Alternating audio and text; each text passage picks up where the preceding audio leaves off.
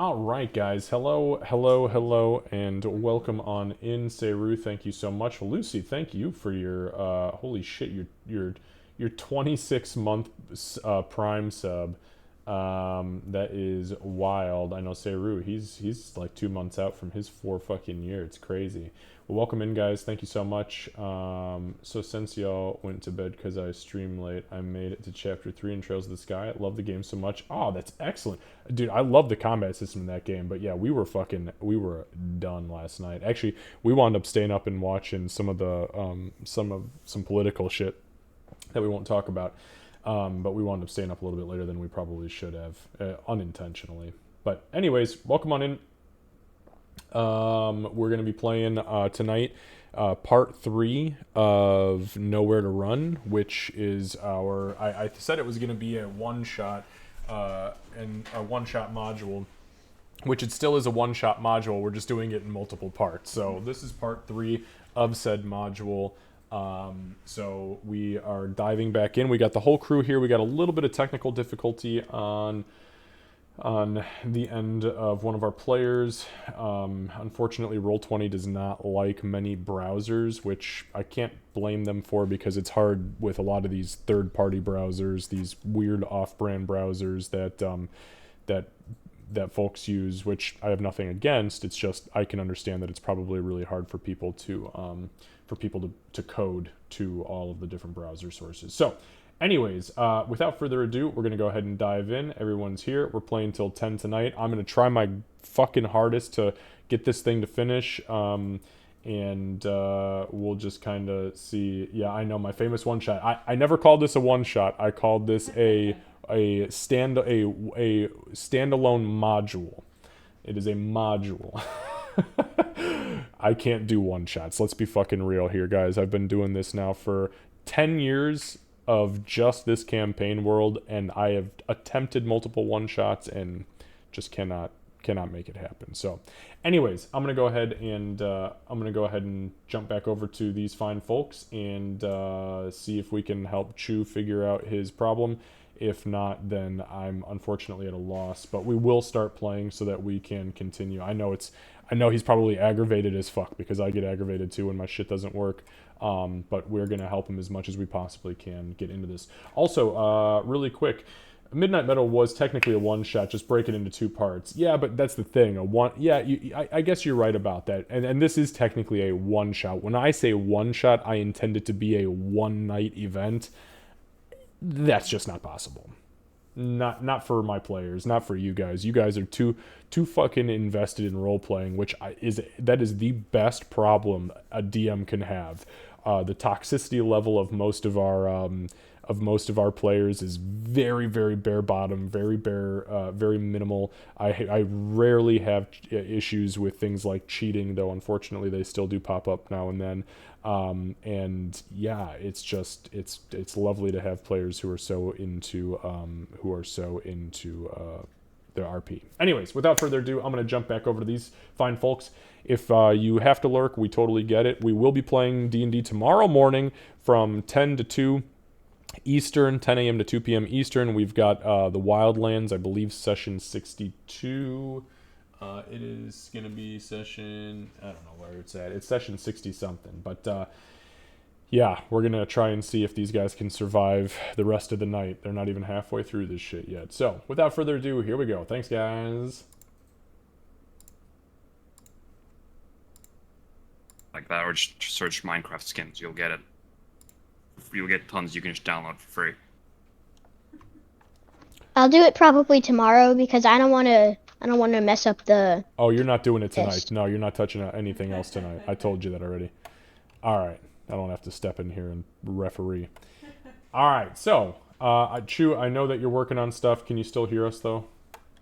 Yeah, I can. I'm just downloading Chrome and getting everything set up, so just give me like a minute. I'm sorry that we forced you into Chrome. It's okay. If all I have to use it for is this, I'll be all right. Okay. Yeah, this should be all you have to use it for. I wish it wasn't the way it is, but this is the way. Okay, so Guys, first and foremost, thank you all for being willing to pop back on. I know that we've all got a lot of real life stuff going on, and D&D is part of your relaxation time, and I appreciate that. I'm glad that you guys are here. So this map, if you guys haven't noticed, is absolutely fucking massive. I did this for two reasons, because I could have scaled it down. I actually did have a scaled down version that would have been a little bit easier to look at not, like 30% to see the whole map. But I thought that it would be doing you guys, especially those of you who created characters that were long range casters or archers, it would have done you a disservice, because from the fisherman hut all the way to the bottom edge of the screen, we're looking at about 160 to 170 feet, which I think is beautiful when you're playing a character with a bow, because it really gives you the opportunity to pick shit off before it gets to you. So in that respect, I'm glad I stuck with it, but I do apologize that it's as massive as it is, and I hope you guys don't feel too overwhelmed with having to scroll around the map with your right mouse button. But we do have all of our. Hey, there he is! Hell yeah! Yeah. I hate to admit it, but good job on Chrome right now. Listen, it's the only, and it's not even. Let's not even give Chrome the credit. Let's give Roll20 the credit for making Chrome work for them. Right. Yeah. All right, guys. So we've got everybody here. We have got Chu here playing as Tuscan with Bubba the Snake. We've got Lucy here playing Ulvrig. We've got Candace Nerdy Knots here playing Calypso, and then we've got Liam for the first time on camera playing D&D, and for his third session ever playing Tabblegod, or Tabletop, or whatever Ulvrig named him. Tabblegod. There we go. So, as far as the map is concerned, you guys do have your two bridges up to the north, east, and west, directly outside of the Fisherman's Hut. When I rebuilt the map, I did build them in an already destroyed state, because Tabblegod absolutely annihilated them. Up on the hill next to your guys' yellow wire here, which by the way is your zip line, there are these two light beacons. Those are your cordon of arrows. I have those marked on my end with how many charges they each have left, and I have a radius. If anybody's watching stream, you can actually see on my end what that radius is. Actually, you know what I'm gonna do? I'm gonna give Chu permission to see that as well, because it's his spell. Alright, you should be able to see that radius as well. Over to the east, far northeast, on the bridge, there is a small red thing that is stuck to the side. That is your grenade. And in the center here is your guys' bear trap. If we scroll down just a little bit further on that same axis, we've got the abandoned hut that has the currently unlit bonfire, and then you guys currently have, these are 3 sections of wall that you had built. My assumption was that they were facing to the south. We didn't really discuss that, but for the sake of brevity and for the sake of us wanting to move through this, my opinion is going to be that they are not permanently in place, and that if you need to shift and adjust them to face a specific direction, I'm fine with that. Way down south, we have the pit that the ogre zombie threw the boulder into, allowing some of these skeletons to run across. The terms that I have labeled everything on the map with are either high or deep. That it goes for the pit, which is 20 feet deep, the water, which is 5 feet deep up to the north, that's the river water, the building, which at its entry level is 10 feet high, and then 20 feet high at the tree point where you guys can utilize the zip line. Don't have a whole lot else. I do have your spikes here. I have all the details on my end as far as the spikes are concerned. And then just so you know, this boat is a movable object, so if you guys decide to do something with that in the future, all you have to do is let me know. I hope you like the fact as well that when I was custom crafting, by the way, this fishing hut, that I took out the front window here and made it a destroyed window because Ulvrig threw himself out of it. I like it. Well, I don't know what you're talking about. Look, hey, don't short yourself. That was pretty hardcore. It was hardcore. Yeah. Thought we were gonna live here after. Well, I don't know. Maybe this is where Bonkin ends up. He'd have plenty. He'd have ample opportunity to fish. Yeah. All right, so I don't have a whole lot else as far as that is concerned. Does anybody have any questions, comments, or clarifications for me? Anything at all? Liam, just so you know, I'm gonna keep your I'm keeping your character sheet up on my end so that if you have any questions about anything or if there's something on your end that looks confusing, I can help you out with it. I also have the ability to click on things or to remove items or add items if you can't figure out how to do it. But I think that you've got it because you and I went over this a lot. So Thank you. I guess table you should add your own light crossbow and the arrows. actually, I'm pretty sure he's already. Maybe he doesn't already have that. You know what? I did not add that for him. I'll tell you what, though, Liam, I'm gonna go ahead and add that right now for you. Give me a sec. I also didn't change the Thank you. bolts on D&D Beyond, so I don't know how many I should have left. I've got it on my end. It was 10.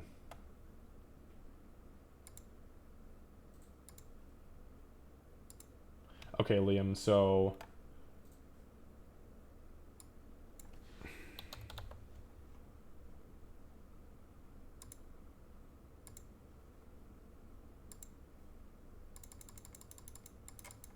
everybody else should have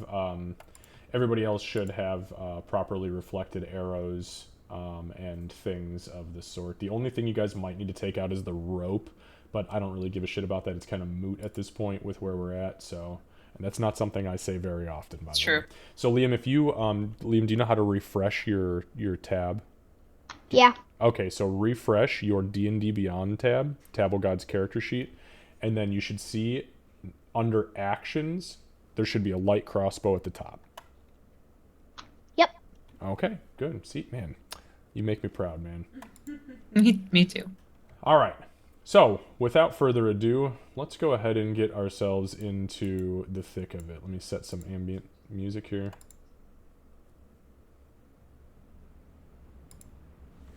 So, at this point in the evening,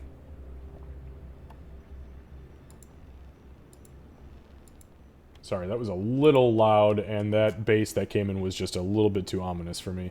So you guys find yourself about almost a quarter into the evening, a little more, a little less. You're not entirely sure the time. The fog has been absolutely horrendous the entire time that you guys have been here, and it is something of nightmares. You've had a pack of zombies come from the southwestern woods, and then you had a zombie ogre followed by a handful of skeletons, and there was about 10 skeletons that followed it up and over the boulder that it threw into the ravine. You guys, you did all right for yourselves. You guys took a little bit of damage, but it wasn't that bad.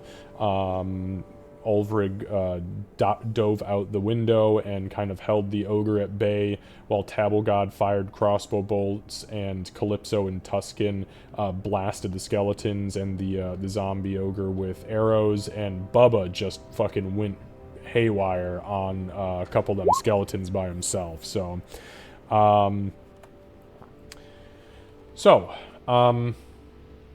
okay.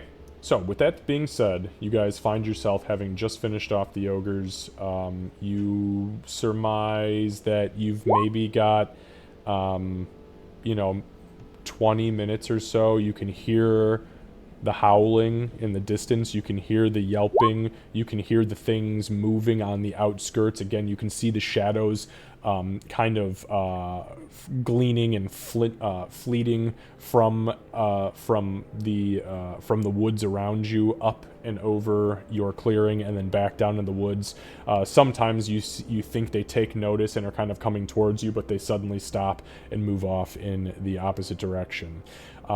With the very short amount of time that you have at this point, what would you guys like to do?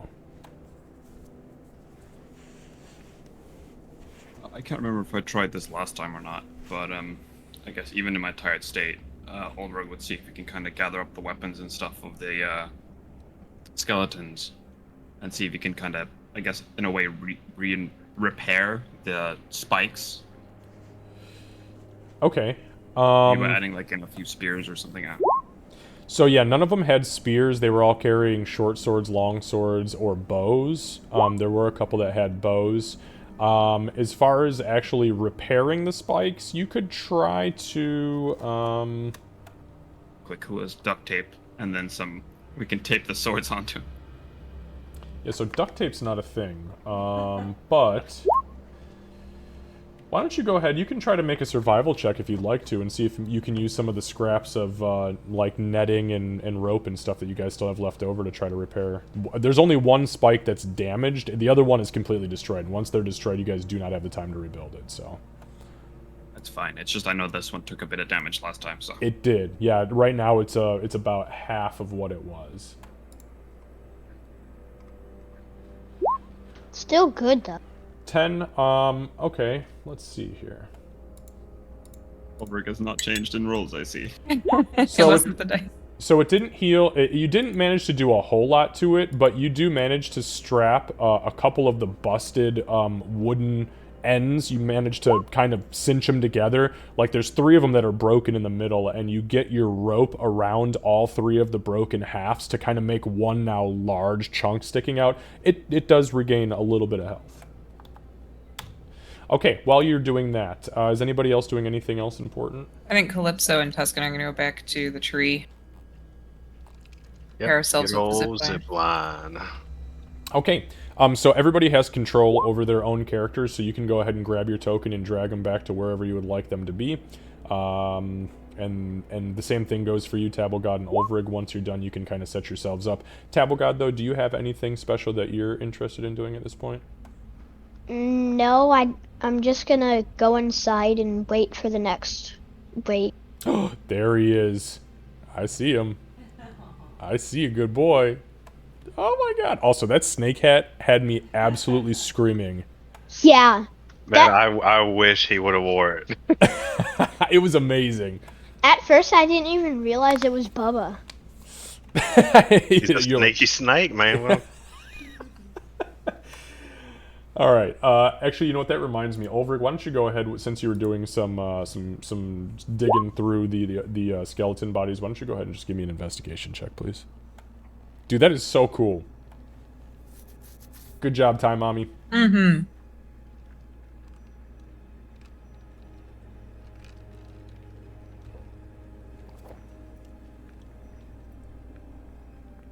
so for this, just I guess you guys are just gonna let me know what I need to click on, since So this is even newer to me than we played in person. yeah, so what you're gonna do? So all you do is you drag your cursor over your character that says Tuscan, and then you can left click and drag him, and you can move him, or you can drag and highlight, and you'll be able to move him up towards wherever you want him to be. Yeah, it's left click and hold, and then you can drag them around. There you go. There you go.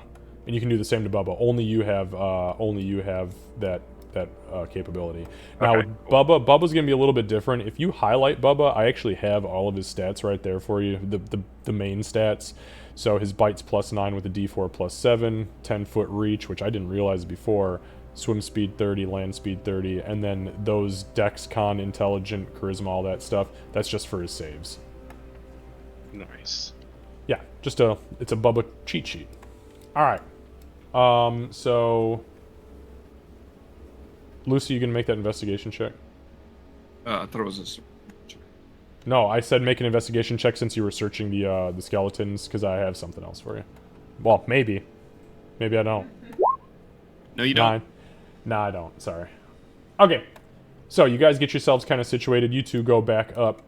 Take the log to the northeast and go back up onto the platform. So as that's happening, and you guys get yourselves set, climb up into the tree. Bubba's kind of at the base. You feel your cordon of arrows presence kind of spike once you get up there. You realize you got 4 arrows left in the north, 1 in the south, 1 has 3. Tabblegod, were you doing anything important or anything to note during this time? No. No. Okay. I'm assuming you're just reloading your crossbow and waiting. Yeah. Okay. And am I understanding now? I'm not going to tell you guys have to do whatever, but I'm assuming that you reclosed the windows that were open. Yes. Yeah. Okay. All right. Now, and just Well, so you those guys that know, can't out close. yeah, the ones that can fucking close. It's good thing you're 10 feet down, or it's 10 feet up. All right. So, as you guys kind of get yourselves set, Tuscan and Calypso, you begin to hear a howling to the west. Sounds like it's coming from down in the river.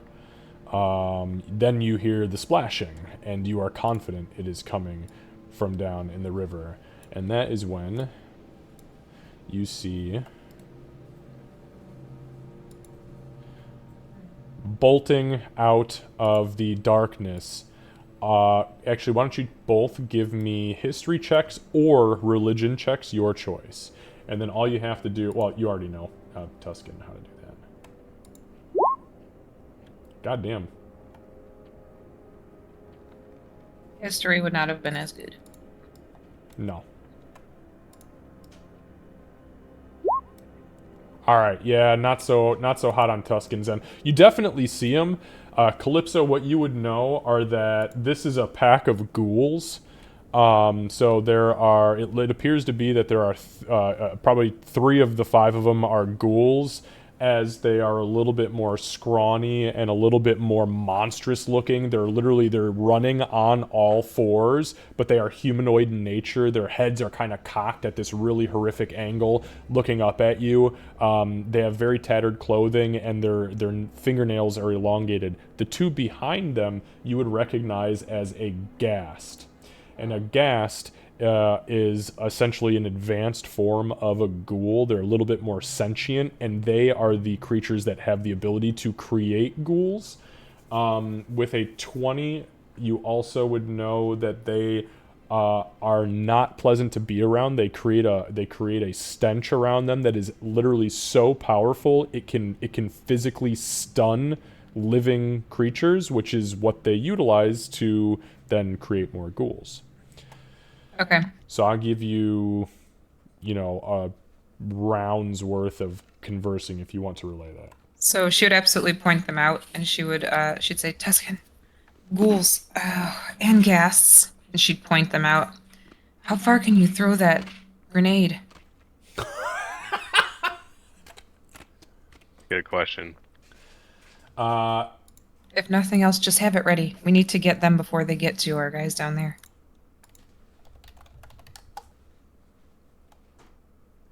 Hey, Tab, where do you think they're gonna come from next?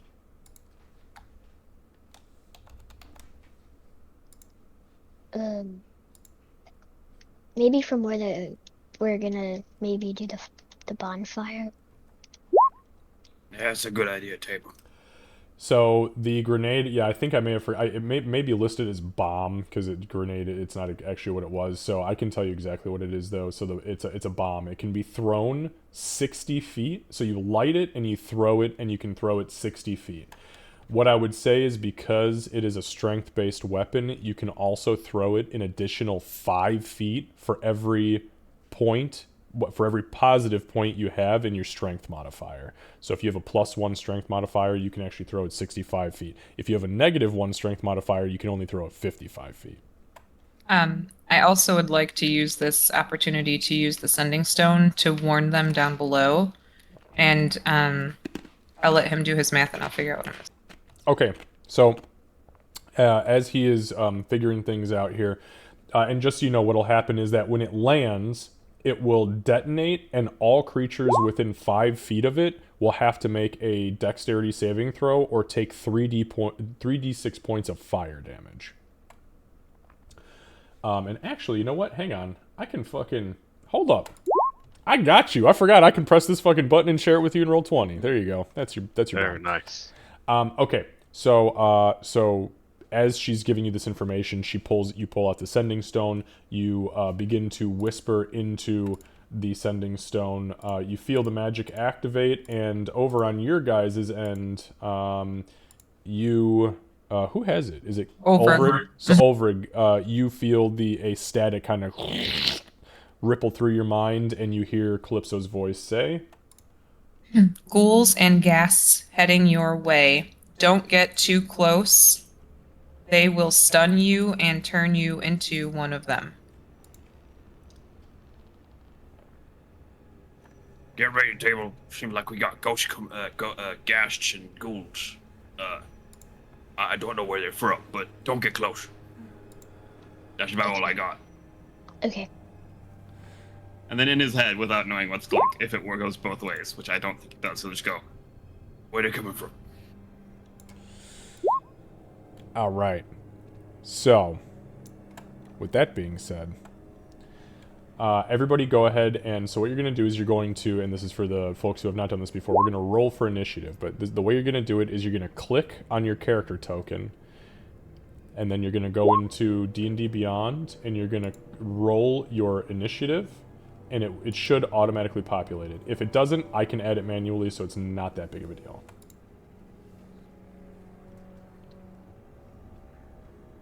And your initiative you will find just below your proficiency modifier and to the left of your armor class. There we go.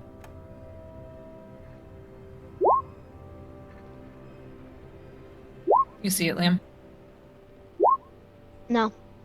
Okay, so on your character sheet, carry on your character sheet.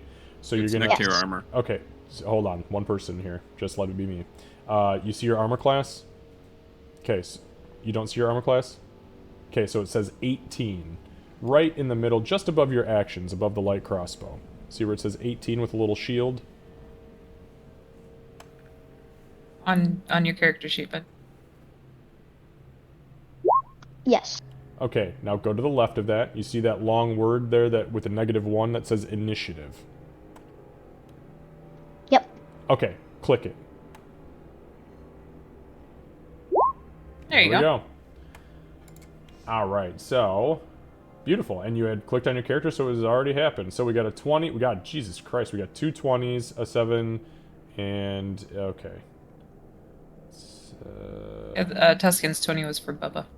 Bubba. Shit, I Yeah, forgot about does Bubba. that work, or Yeah, because I was yeah. curious about that one? Yeah. I'll I need to actually add fucking Bubba into here. Bubba has a +4 dex. Does that mean he has a 21? He would have a whatever the total is. I'm not there yet, so just bear with me.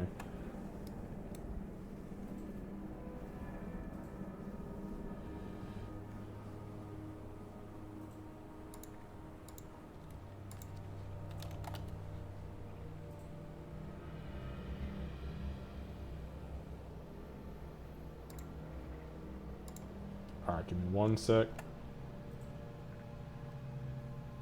Here's Tablet God, we're twins. Alright, so let's see. 8.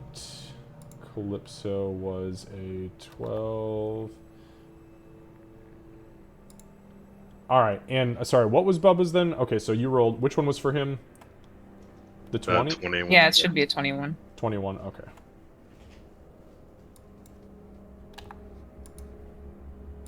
Alright, there we go. So everybody has populated in the turn order. Just so you guys know, I don't know where it pops up on your screens because I am always moving mine around. But Liam, that thing that popped up that said turn order, if you put your mouse cursor at the very top of it over the words turn order and you click and hold, you can move that anywhere you want on the screen so it's not taking up space somewhere that's precious. Thank you. You are very welcome. It's the little things. Once you learn the fine details of Roll20, it's a great system. But walking into it fresh, it sucks. Okay, so let me go ahead and change the ambient sound here and we'll dive right into this.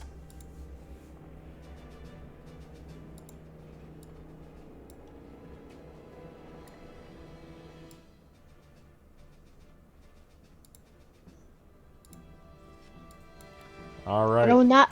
That music sounds like we're about to get in a fight, and I know we are. Hell yeah. It's called skirmish, man. That's what we got to do. Okay, so all the way at the top, the ghasts get the jump as you guys watch them, excuse me, scurry into sight. They begin to move. Lucky for you, they're in water, so they're moving half speed.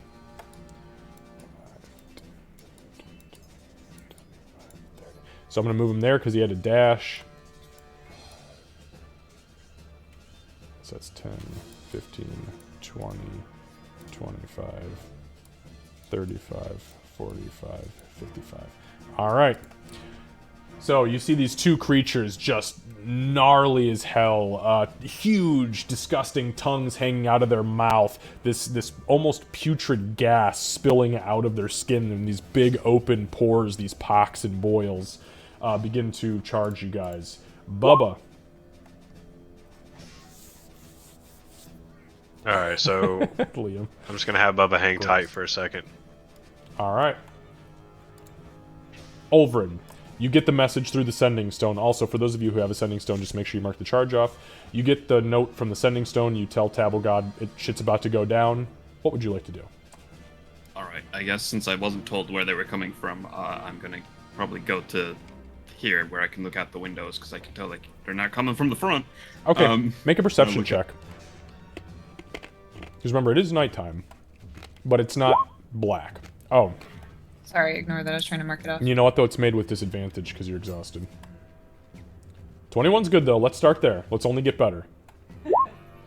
No. Okay, well, I was hopeful. How about average? Here's the thing, though. 10 is not bad. 10 is what you would need in a low-light situation. And you don't have... Do you have dark vision or no? I have dark vision. Oh, you do? Okay, so what's your dark vision? 30? 60 feet. Oh, fuck. Alright. They are out of 60 feet, so. They are out of 60 feet, but with that, with a 10 being the average to see past that, you definitely see the shadows coming. They are in this direction. Now, you can't see the ghasts because they are behind the bridge, but you definitely see the 3 ghouls moving. Oh, it's coming from this way, table, and he's gonna point out the window. And then he's gonna run outside. Come on! 5, 10, 15, 20. That's... I have 5 feet left, but I'm not gonna move further. Just go, God damn it! Too far away. Okay. And I'm gonna ready my action where if they get close enough, I'm gonna cast Sacred Flame. Okay. Alright, perfect. So if somebody comes in range, and what is... I apologize, it's been a long time since I cast it. What the hell's the range on Sacred Flame? 60 feet. 60 feet. Okay, so... Alright, gotcha. Okay. Tuscan. Alright, so I know they're coming my way, but I'm just gonna kind of hold off and wait this round because if they get closer, I know we got some protection set up. Okay, sounds good. Now, do you want to... Now, one of your options is that you can hold your action contingent upon whatever subtext you want. Would you like to hold your action? Like, if they get within the cordon of arrows and don't die, do you want to fire an arrow? Or would you rather just let it do its thing? Okay, yeah, that'd be good, yeah. So as soon as one pops off my cordon of arrows, if they're within range, I want to attack them. Okay, perfect. Easy. Now, you only get the one shot, but you'll definitely still get to take that, and it doesn't have to necessarily be your turn. Alright, moving on. That is the ghouls' turn. So let me take a look real quick, because I think they're a little bit slower. They are not, I lied. Okay. But they are moving through water, so they are a little bit slower. 10, 20, 30, 40, 45, 50, 55, 60. Alright, Ulvrig, as you see this ghoul sloshing through the water, gets up onto the land and begins to now dig its claws and its toes, almost like an ape, into the dirt, and it starts to rush towards you much faster. You're like, it's time to shine, baby. And your held action triggers, bringing down a beam of holy energy. And that is a dexterity save, correct? Yes, DC 14 dex save. That's a fail. Go ahead and give me some damage. So as it comes down, and it doesn't even know where you're at, it comes down blindly looking for you. Here's the incantation, looks up, and it is too late. It takes the damage. It just hears in the distance, You've entered the Watcher's sight, you undead fuck. And that's it. I love hobgoblins. You undead fuck. Why does that sound like something Bloodmane would say if he wasn't always raging? I know. Okay. Alright, so 7 yeah. damage. You blast it with the holy energy. You see it sear a piece of the flesh off of its face, now exposing bone and its tongue kind of hanging out of its mouth. Drool now pouring out. It is on to you. Okay, next ghoul. So that's going to be 10, 20, 30, 40. Actually, I have a quote. Oh, it's not my turn, never mind. Yeah, sorry, that was just your reaction. 5, 10, that's 15, 25, 35, 45, 50, 55, 60. All right, and that is the end of the ghouls' turns. They all had to dash in order to move. Calypso. Okay, I'm gonna move over. I can move. I can be here, right? Since there's tree there. I don't know how far out we were allowed to go. You know what? Yeah, we hadn't really discussed the fine details of this map. If you want me here, that's nah, fine. nah, that's fine. That's fine. Okay. It's not that big of a deal, honestly.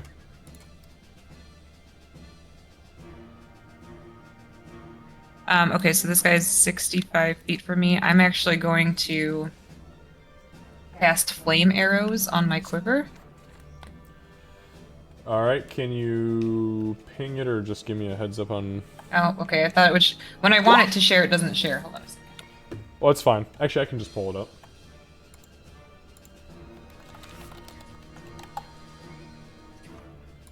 I always have extra tabs open, so give me a second. Oh, sorry. I was pushing my wrong push to talk. Sorry, guys. I have to, between games and programs, I have to switch my push to talk, and sometimes I forget where I'm at. Okay, so you touch a quiver when a target is hit by a ranged weapon attack using a piece of ammunition for 1 hour and or concentration. The target takes an extra d6 fire damage, and it ends on the piece of ammunition when it hits or misses, full stop. Right. The spell ends when 12 pieces of ammo have been drawn from the quiver. Okay, so here's what I'm going to do on you, Calypso. In your red tab, I'm going to put a 12, so that's for you. And then, okay, so you, and this is an action. Yeah. Okay. You do not, though, then make an action. You casted it on the quiver. Right. It's casting time is 1 action. Let me just make sure. Yep. Yeah. Can Yeah. So confirm. it does So not allow. it's- Yep. yeah, it's a so preparatory it's just thing. set for now. And then for my bonus action. Yeah, so Tuscan, you would see her kind of like leap across the bows past you as you're taking aim and watching.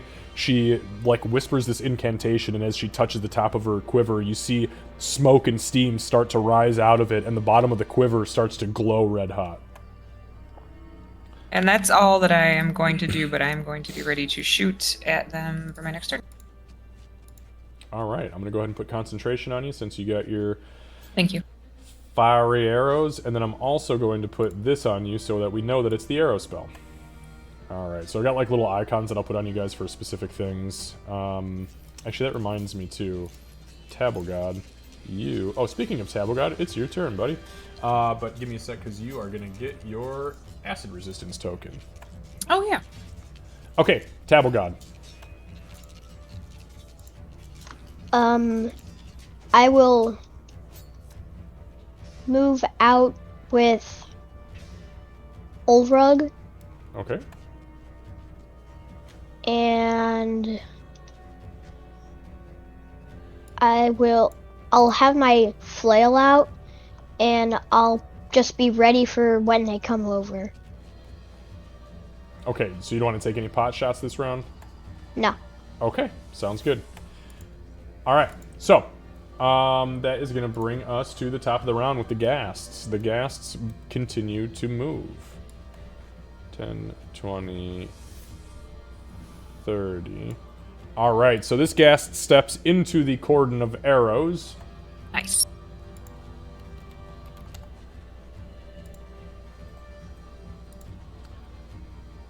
All right, so as he steps into the cordon of arrows, one of the arrows spins up into the air and flies towards him. Looks like it's a dexterity saving throw versus a d6. So, what is your spell DC save, Tuscan? And you will find that on your character sheet under spells. It'll say right at the top of the spells tab. It'll say spell 13. 13. Beautiful. Okay. So that's a dexterity. Oh, I rolled fucking 7. So he fails. So in D&D Beyond, very bottom right-hand corner, there's a little white D20 in a red circle. If you click that, you can click on a custom D6, or I believe you can go to Cordon of Arrows, the spell, the actual spell in that spell tab, and there should be a damage option there for you to click and do the damage. Okay, I do see here at the D&D Beyond, I just clicked on the 6, so I just do roll. Yep. There we go. 3. All right. And it takes all the damage. So, your arrow spins up into the air, flies forward, nicks this thing and draws some ichor out of its face. As that happens, since it did survive, your reaction or your held action, which is your reaction for this turn, triggers, and you can now make an attack roll.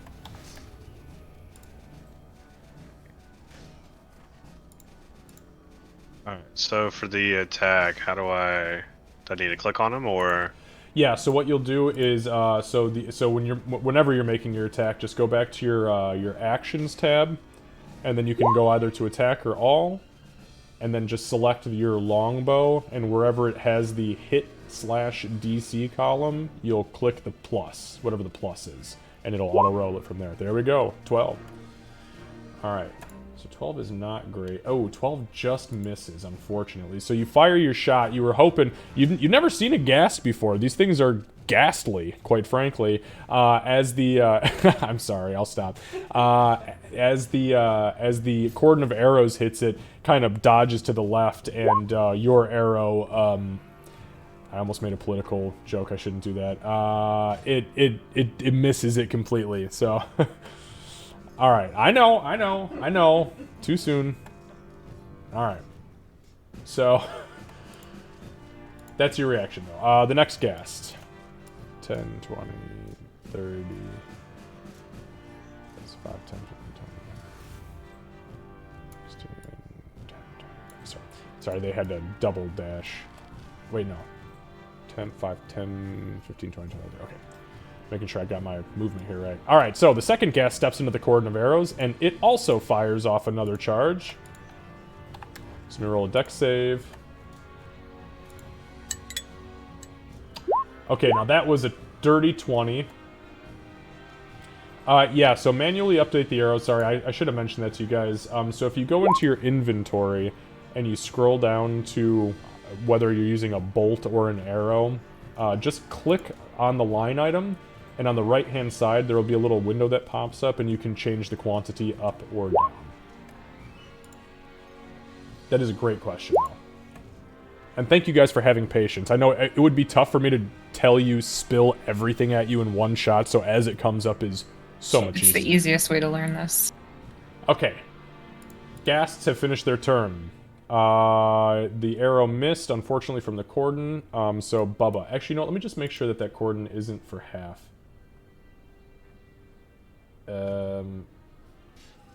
It is not for half. It is for full or nothing. Okay. Bubba. Okay, so I'm gonna have Bubba kind of go a little bit closer towards where they're at, just to kind of scope the area out and be ready. Okay.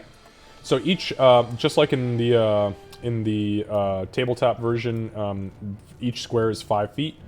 And Bubba's fast as fuck, so 5, 10, 15, 20, 20. Oh yeah, yep, you got it. You already know it. And if you guys haven't noticed yet, when you drag and drop on a square, it will automatically center it for you, so. Okay, perfect. Next up, Ulvrig. I think Ulvrin's gonna see the ghasts up in the corner, and am I able to tell which are ghasts and which are ghouls? Make a religion. You're proficient in religion, correct? I am. Yeah, make a religion check for me. With Oh my God. disadvantage. What is that? Was that a turtle? Was that a turtle cracker from Aldi? Yeah. No shit. You I know was what's just so, eating them. You know what's so crazy is that I noticed that because we got turtles sitting. Yeah, I was gonna say the kids were like, we want goldfish, and I was like, best I can do is turtles. I was like, you're lucky you don't get the fucking penguins. I want Aldi to see this and pay me for this. Yeah, hell yeah. We have them in the pantry downstairs. I love those turtles so much. They are Okay. pretty good. So it is, it's really hard for you to see from where you're at, Ulvrig, which is which. These ones are moving a little bit more aggressively, but it's, I mean, they all look so similar. In that case, I'm just gonna keep. I'm just gonna sacred flame the same one I did before because I can't tell the difference. Be like, Okay. I don't know which is which table.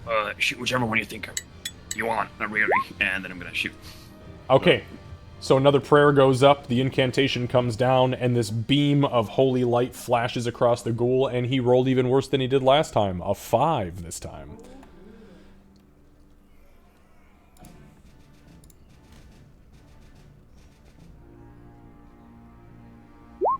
Good damage, 15. That was exactly its hit points. I switched So- out my dice. So as the holy fire comes down across this ghoul, the ghoul stops and rears back, and in a very dramatic display of divine energy, you guys see beams of white and gold light blast from this thing's eyes, mouth, nose, and ears, and as it shudders, it collapses to the ground in a smoking heap. Helm is very fucking pleased. Anything else, Tingle Sulfur? and that. Felt a tingle in that one. And that's gonna be it. Your turn, table, and that's it. All right, Tuscan, your turn. All right, so I'm going to fire another arrow at this little creature over here. Okay, the same one that you did fire at the last time? Correct. Understood. Got the ping. Thank you. All right, go ahead and make an attack roll. This is with a normal arrow? Yes. Okay.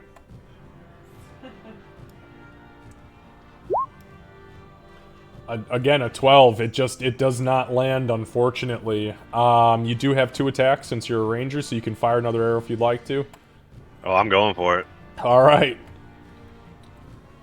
You waited a fucking week for this. There we go. Dirty 20. Beautiful. Yeah, the hit. You strike it. Go ahead and roll the damage. Just next to that attack roll is the damage. You just click on that, and it'll roll it all for you. God damn. This is so much easier. Isn't it? But I do miss spinning my dice. I know. loved watching you roll your dice. You're like, yeah. It's like he was throwing craps up against a cardboard box in an alley. Yeah, I have it's a lot like of experience. it's like you were trying to bowl, but instead you just hit the bumper and it went into outer space. Hyperbolic. Hyperbowling. That's some crazy shit. hyperbolic. All right, so 33, so that's 23, so 21. All right, so you hit this thing, and as you hit it, your arrow passes literally straight through its clavicle, out the back of it. Being undead, it doesn't really need a whole lot of those internal things to maneuver, but you have grievously wounded it. All right, anything else, Tuscan? No, that is it. That concludes my turn. All right. Next up, the ghouls.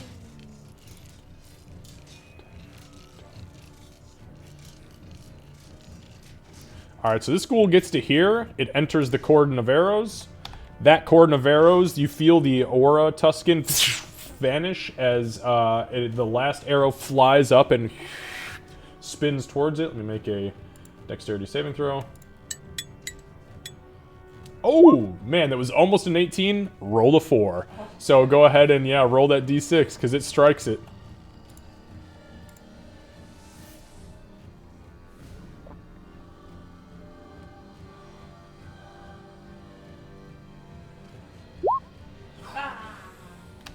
Not great. Not great damage, but some damage. It does nick it. I know. Sometimes these dice need to be sent to jail, too. Okay, so it hits it. It is unfortunately it's kind of out of sight right now because there is that cliff face there. What it does though is it begins to run towards the edge, and it begins to climb. Its turn is over. It doesn't get to do anything at this point, but it does begin to climb.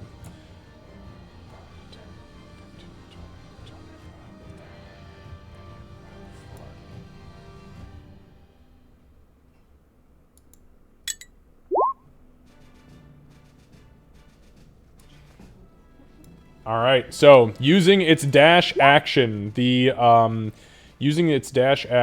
ghoul to the south, closest to Ulvrig and Tabblegod, does successfully manage to scale the fishing hut pole and get up to you guys, but its turn does end, as that is the extent of its capability.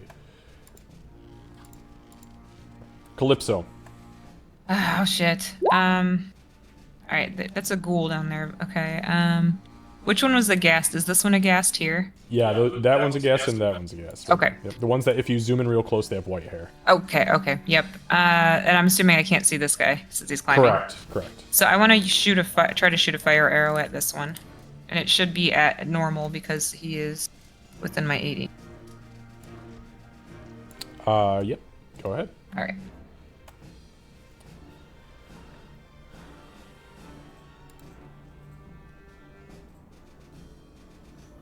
That's a 12. What the fuck is going on, Yeah, Tuscan? unfortunately, a 12 does not hit. This guy, everyone's rolling 12 against this guy. He's just not having it. Yeah, so you fire the fire arrow. It streaks through. You guys see, it's like a tracer round. Fires through the air. Excuse me, misses the ghast and hits the water behind it with a sizzle. And the arrow goes out. Okay. Well, Anything else? no. All right, Tabblegod. I will swing at the ghoul that's next to me and Ulfric.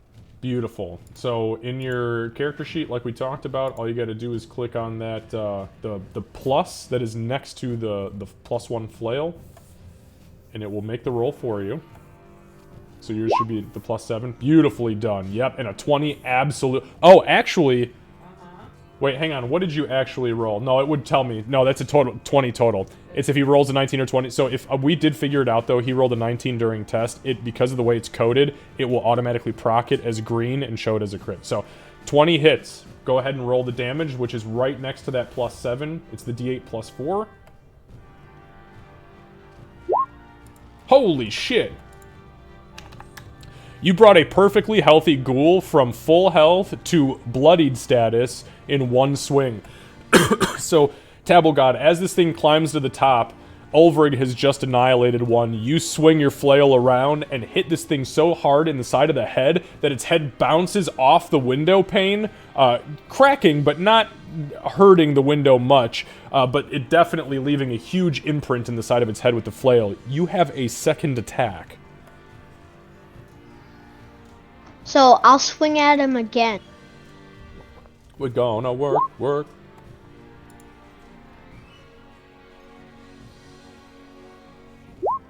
Oh, there's the nat 20. Holy shit. Wow. Well Fuck done. this guy. All right, so Liam, what you're going to do, instead of rolling the normal damage, okay, highlight the damage. Okay, so highlight the damage and wait for the little B to pop up. You see that? Where? Just put.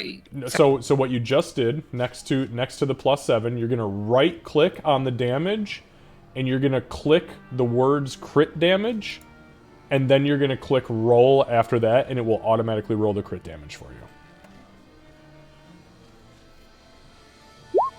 There you go. Fuck, and you rolled max well, no, you rolled an 8 and a 5, but very well done, and thank you very much for being able to take those instructions. Yeah, good job, bud.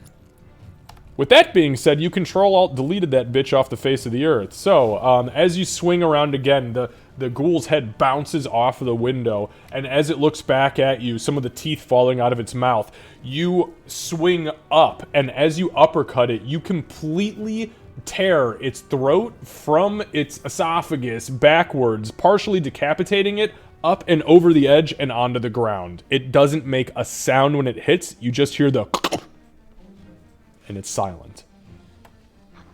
Very intense. Anything else?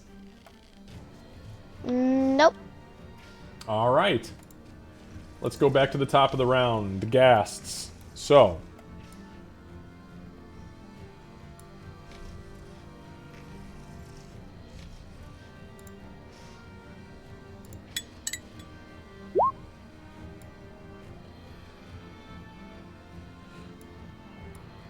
Alright, so this ghast climbs successfully to the top. Yes, the cordon of arrows, the backup cordon of arrows triggers. Give me one sec. 20, 30, 40. This ghast is going to get to here with its movement. Now, this is all they can do. They could literally only dash and get to the top of the cliff because they're coming for you two. But the cordon of arrows does trigger twice. So give me 1 second. Let me go ahead and roll. Oh, that is a nat 20 save for the first one. The one that's you guys have been rolling 12s against. And the second one fails. So go ahead and roll 1d6 for the cordon.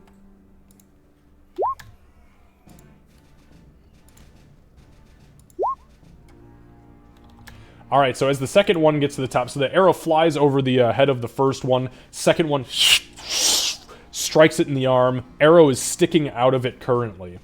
And that's it. That is their entire turn. But guess what? Bubba. And Bubba's got a 10-foot range, which means he can attack from where he's at right now. So the way his attack is going to work is that you're going to do custom rolls on him. So in D&D Beyond, you'll just click on that D20 and we're just going to do the math ourselves. I did not have time, unfortunately, to create a custom character for him. So just roll the D20, we'll add the +9.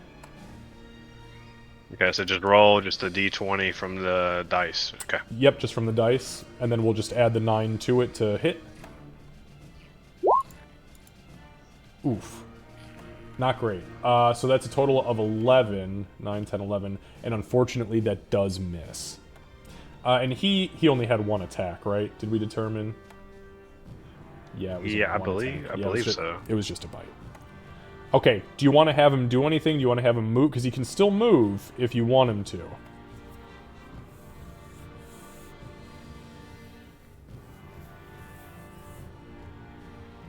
I'm gonna have him step back just a little bit. Okay.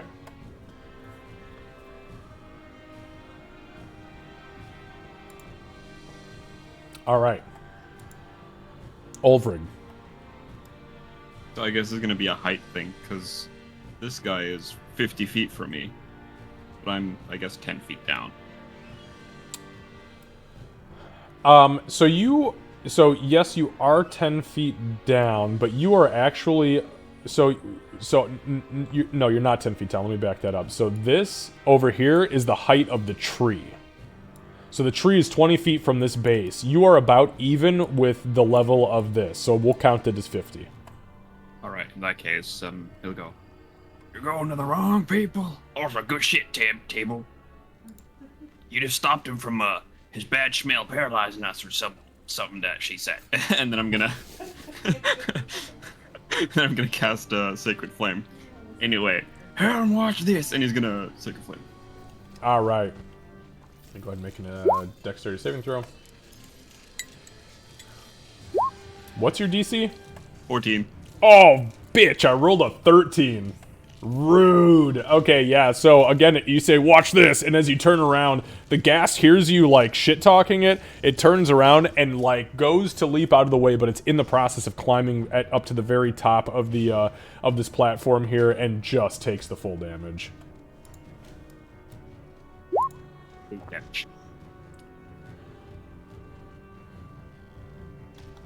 Alright, it scorches the absolute shit out of it. It is looking just as bad as the one to the north of it at this point. Wait for the wrong ones, you idiot! And that's about it.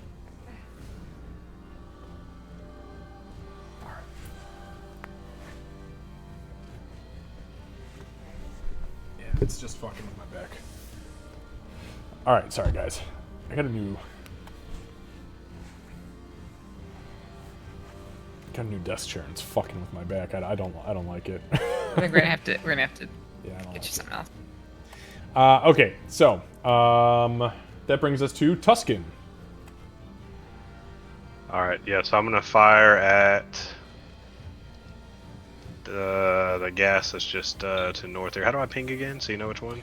Yeah, so you just wherever you want, you just put your cursor and then hold and left click. Got it. Alright, yep. So I'm gonna hit him with a +1 arrow. Okay, alright. So you'll go ahead and just roll your basic attack and we'll add 1 to it. Unfortunately, even with the +7, because you rolled a 3, that does miss. So yeah, the arrow flies over its head. You ain't looking good, Tuscan. These motherfuckers. Nope. I'm gonna launch another one. Alright, go ahead and make another attack roll and we'll just add 1 to it.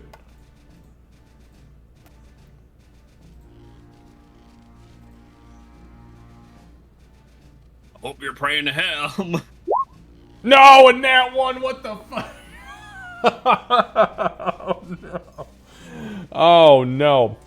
Such is the... Listen, the number of times in our Sunday campaign that I, as a character who has 5 attacks around on a good round, fucks up and rolls nat 1s over and over. Trust me, I get it. Alright. So you fire the second arrow. It literally, the good thing is, it doesn't fly off into the distance and break. You panic because Bubba is being charged by these fucking things, and the arrow slips out of your fingers and drops below you, so it could be recovered. Alright, the ghoul's turn. The one ghoul.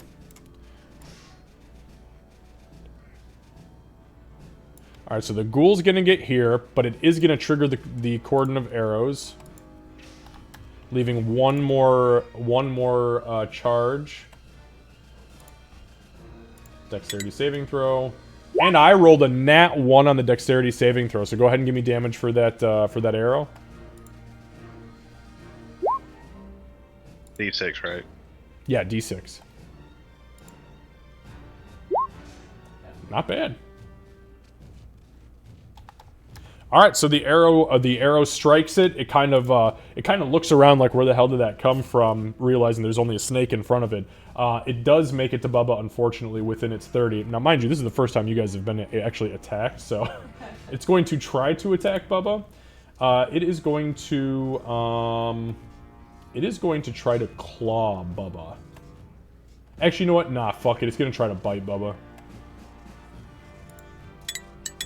It wants some of that snake meat. Yeah, that's a dirty 20, so that is a hit.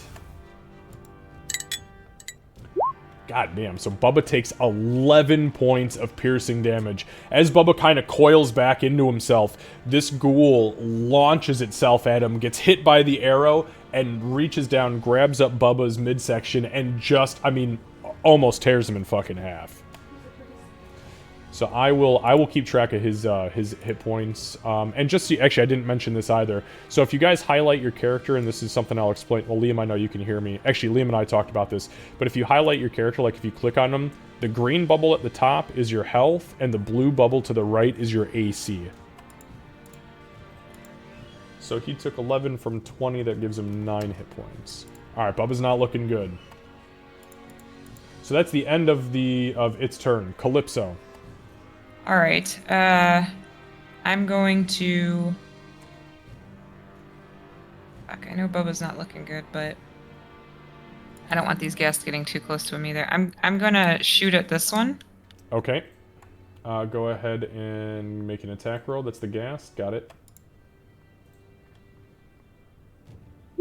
There we go. 23 is definitely a hit. So, Candace, go ahead and roll your short bow damage, and then roll a custom D6. You said it was just a D6 fire, right? It's a hold on, let me make sure. It actually has the thing on the spell once. Oh yeah, 1d6. Okay, so go ahead and roll another D6. For 4. There we go. Beautiful. So 7 points of damage. And then with my bonus action, I want to cast Healing Word on Bubba at first level. No, I'll do second. Second? Okay, so mark off a spell slot for me, please. And make sure, yeah, because resource management right now is going to be super important. Poor Bubba. I know he's over here getting pets. I see that little snout. 9 points of healing for Bubba. All right, 9 points of healing, bringing Bubba up to 18. So Bubba's actually looking good. He's doing good. Who's a good boy?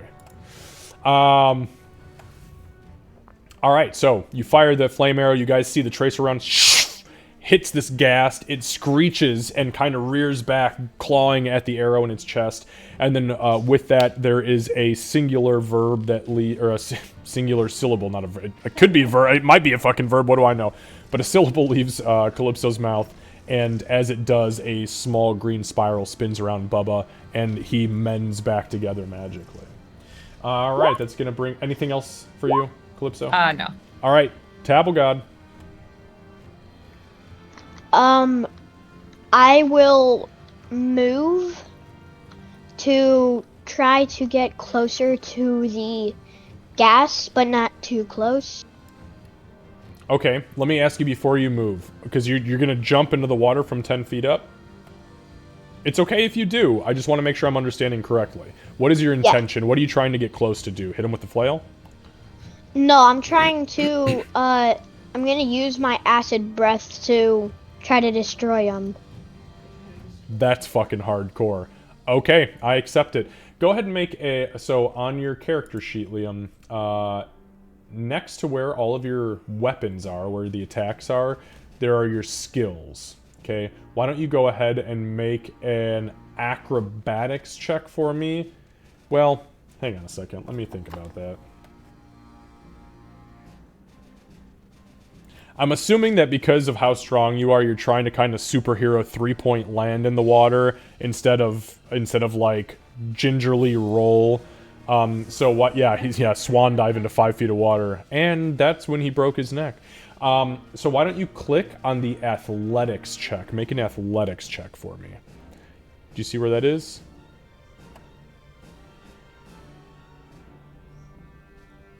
Yeah. Okay, click athletics. It should be a +6. There you go. Okay, yeah. I mean, it's not too bad. Give me 1 sec. Alright, so you take 2 points of falling damage as you jump, which is reduced from double of what that could have been.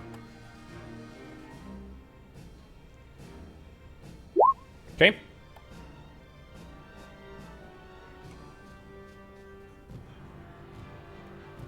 Alright, give me 1 second.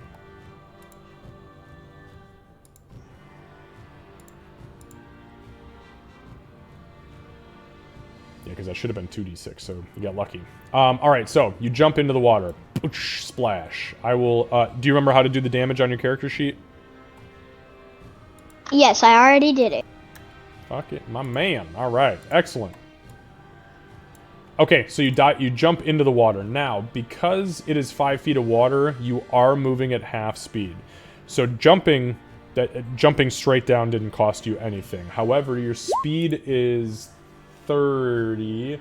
So if you were going to move, you can only move 3 squares instead of 6.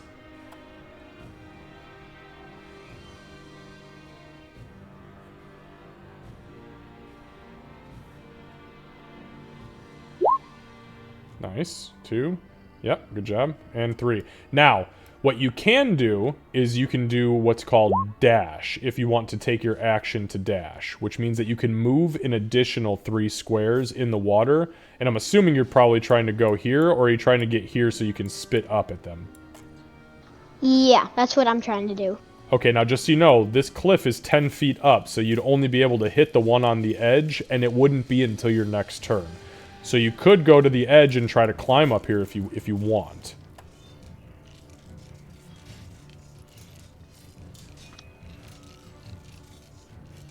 I think I'll stay here for now. Okay. Are you gonna do any? Are you gonna draw your crossbow or anything, or did you want to try to move up so that you could try to at least hit one with the acid? You know what? I'll use my crossbow. Okay, so you swap out to your crossbow. You stay here and you swap out to your crossbow. So go ahead and make a light crossbow attack for me. Clicking on the +2.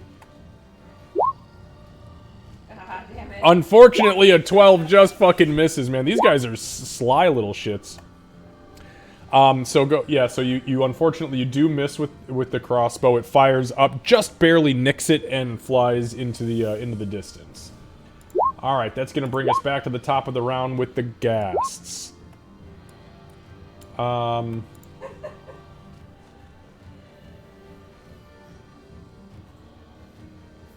Okay, so the ghasts are going, and this is gonna burn the last charge of Cordon of Arrows, because it's starting its turn in the radius.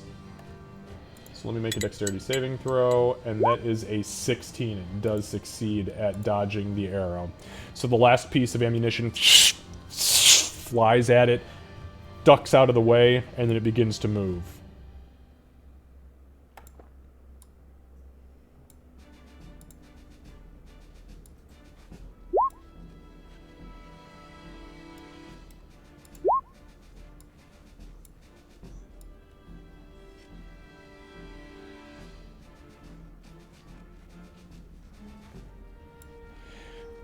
So, Tabogod, the gas that you fired at notices that you fired at it, and since it technically, the two up here have the advantage of numbers against Bubba, they go to get it, and it jumps back into the water after you. Give me a second, though, because it did jump into the water.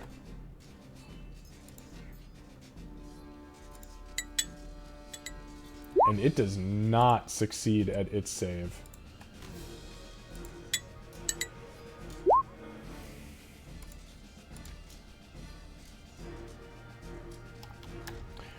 So it hits the water, you hear a as its ankle kind of twists to one side, and it begins to drag itself towards you, getting just close enough to begin to attack you. So we're going to start with you, Tabblegod.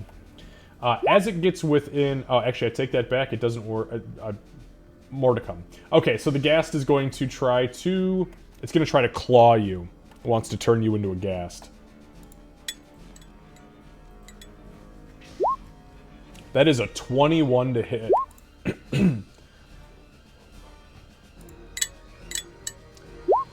Alright, Tabblegod, so you take 8 points of slashing damage. Okay. Let me know when you've got that. Excellent. And now I need you to make a Constitution saving throw. So what you're going to do is, next to where you rolled the athletics, on the left-hand side of that, remember there's the strength, dex, con, int, wiz. Okay, so click on the... So you're going to right-click on the con box, or right-click on the +6, and then click roll, because I think it's D&D Beyond still fucked up with saving throws.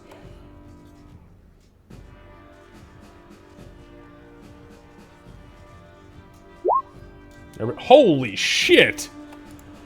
So as this ghast swings at you, it catches you in the mithril, and you feel its claws go up and under the chain, pierces your scales, and you feel something enter your bloodstream, something that immediately makes you feel nauseous. You feel like you're gonna throw up.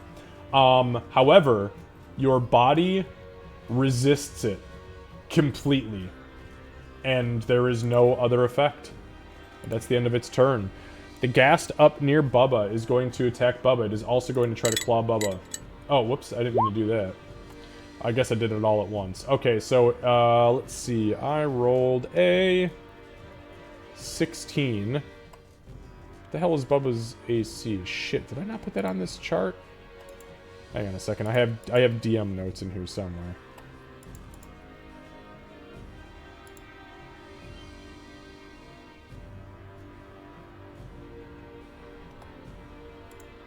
Oh, there we go. Oh, it's 16 exactly. Okay. Shit. I really don't want to hurt this guy. Alright, so, okay, so that is 13 points of slashing damage to Bubba. Thank God he got healed. Yeah, exactly. Bubba has 5 hit points now. So this ghoul, or this ghast, slashes the absolute shit out of Bubba. I need Bubba to make a Constitution saving throw, so go ahead and just make, just one of the custom rolls. Just throw a regular d20, and his con bonus is +1.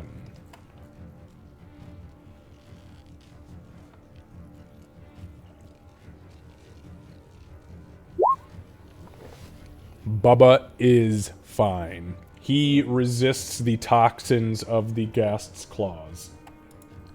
Speaking of Bubba, Bubba just started his turn. Unfortunately, Bubba is within 5 feet of this ghast, so I need Bubba to make another Constitution saving throw. So go ahead and roll another d20, and we'll add 1 as the stench begins to overwhelm Bubba's nostrils. Oh, a fucking nat 20. Holy shit. So not only is Bubba not affected by the stench, but he is immune to it for the next 24 hours. He does not have to roll again against it. Wonderful. Bubba, it's your turn. Alright, so, yeah, so Bubba's gonna attack him. Alright, the ghast, I'm assuming. Yeah, let me zoom in. Yeah. The one that just attacked him? Yeah, I got you. Correct. The white-haired bastard.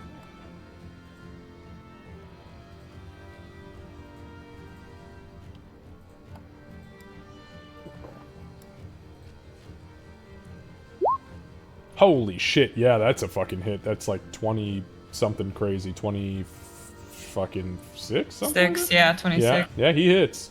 Alright, so go ahead and... So his damage is a d4 plus 7. So just roll a custom d4. Alright, so 9 points of damage. Holy shit. I almost...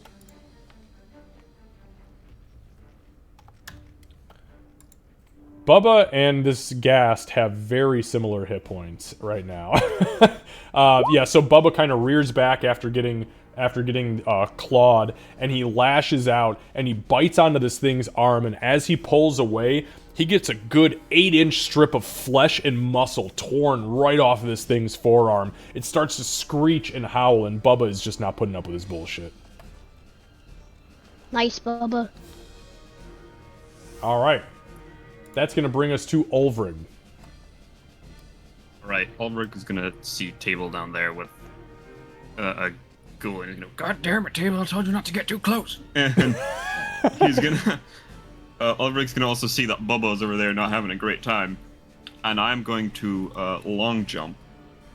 Oh shit! Okay. What's your strength? It's a 15, so +2. Okay.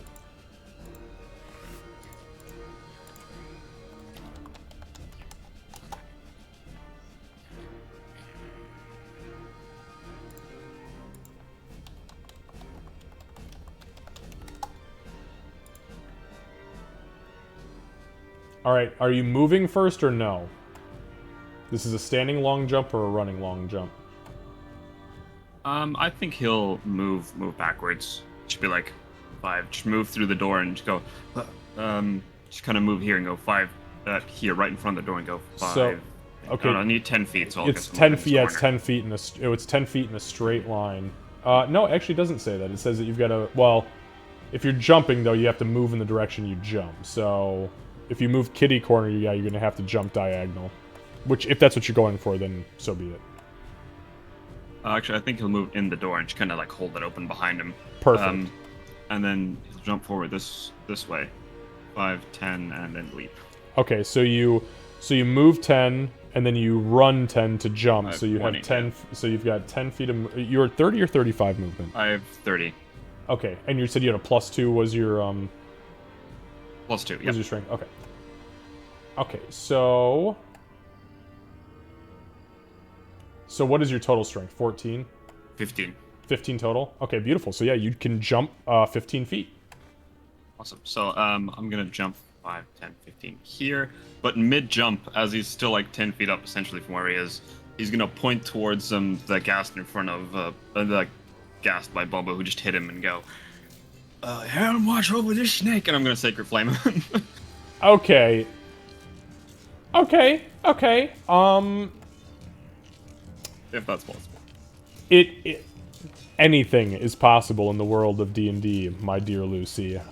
So why don't you make... I will give you 2 options. You can either make a religion check or just a dexterity check. Your choice. I pick the religion. It might be Okay. a disadvantage, but at least I have a +3. Hey, take the plus where you can.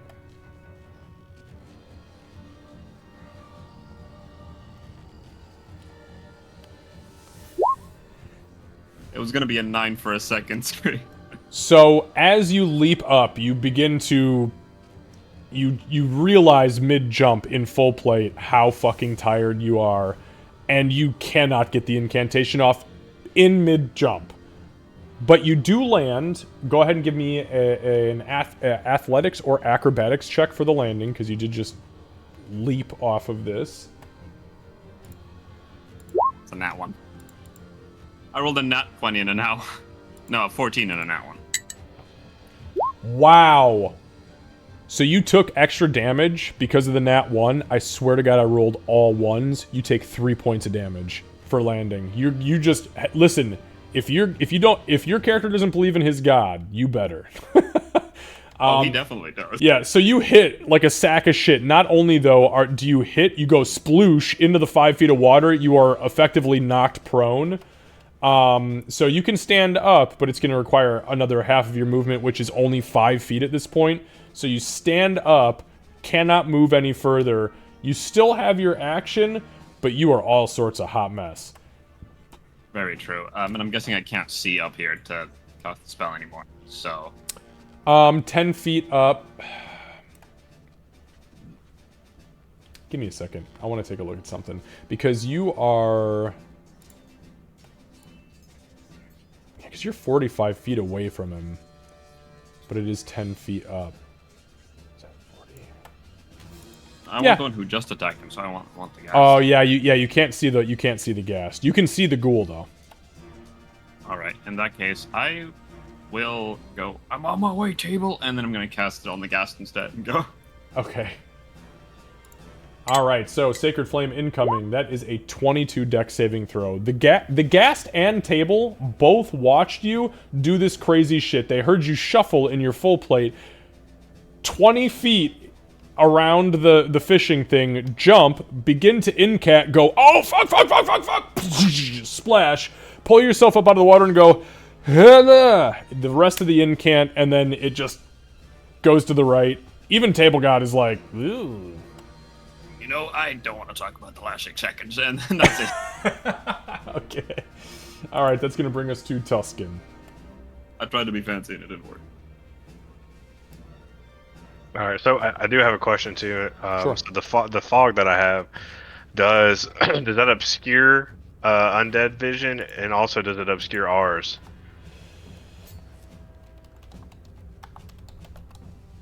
This is Fog Cloud, is that right? Yes. Okay, so Fog Cloud, it says that it creates a 20-foot radius sphere of fog centered on a point. It is heavily obscured, so because you don't know much about these creatures, you're not entirely sure. What you know, because it is your spell, is it, if anything can see, it absolutely obscures it. Now, what does heavy obfuscation mean? So heavily obscured. Okay, I have to actually click on something else here. Give me a sec.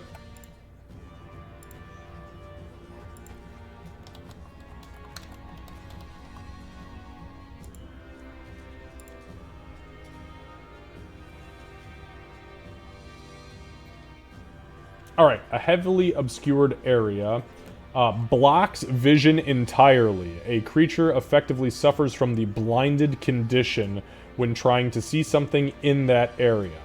The presence or absence of light in the environment creates 3 categories of illumination, either bright, dim, or darkness. So, with that being said, yes, if you heavily obscure the area, anything inside of the area, is effectively blind, if it relies on sight. Good question. Gotcha. Okay. Well, I'll save that in my back pocket, and I'll just launch a +1 at this gas right here. Okay. You're shooting at that guy or at the one that bit Bubba or slash Bubba? Ooh, the one that slashed Bubba. Okay. Because I that's guess I need to zoom in. So there's two guys on the square. Yeah. So there's not Okay. two. Yeah, there's not 2 guys on the square. If you zoom in, there's one guy right here. Did he disappear for you? The one just north of Bubba? We've had problems with that before. Nope, I see him now. Okay. Yeah, there's Okay. one that's got like white hair and one that's bald on top. If you look real Okay, close. which one struck him? The one up at the top. The white-haired guy.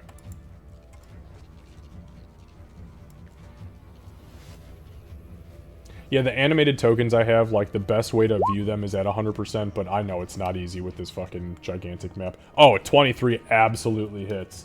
Yeah, go ahead and roll some damage for me. Is she good? What's going on? Her hero's hurting, so I gave her the. Jesus fucking Christ. We need to figure something out, man. I might have to take her in. We can't keep doing this, though. She's gonna have to get tubes.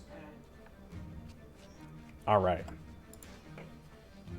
So, you look down, see Bubba get absolutely eviscerated, and as he gets eviscerated, you see the ghoul coming up to swing in for a bite. And as that happens, you fire the arrow. The magic, you see, kind of like gleams, creating a small silver tracer behind it, pierces this thing straight through the neck, clips its spine, it does one quick snap to the right, and just collapses into a heap on the ground. Second shot?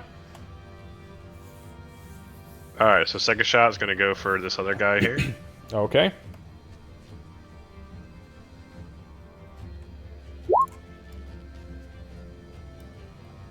$19 is absolutely a hit on the ghoul.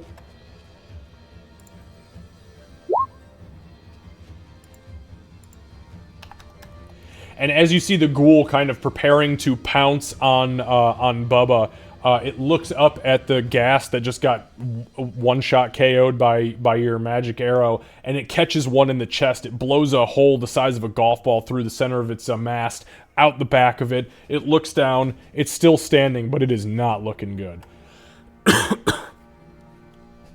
All right, anything else?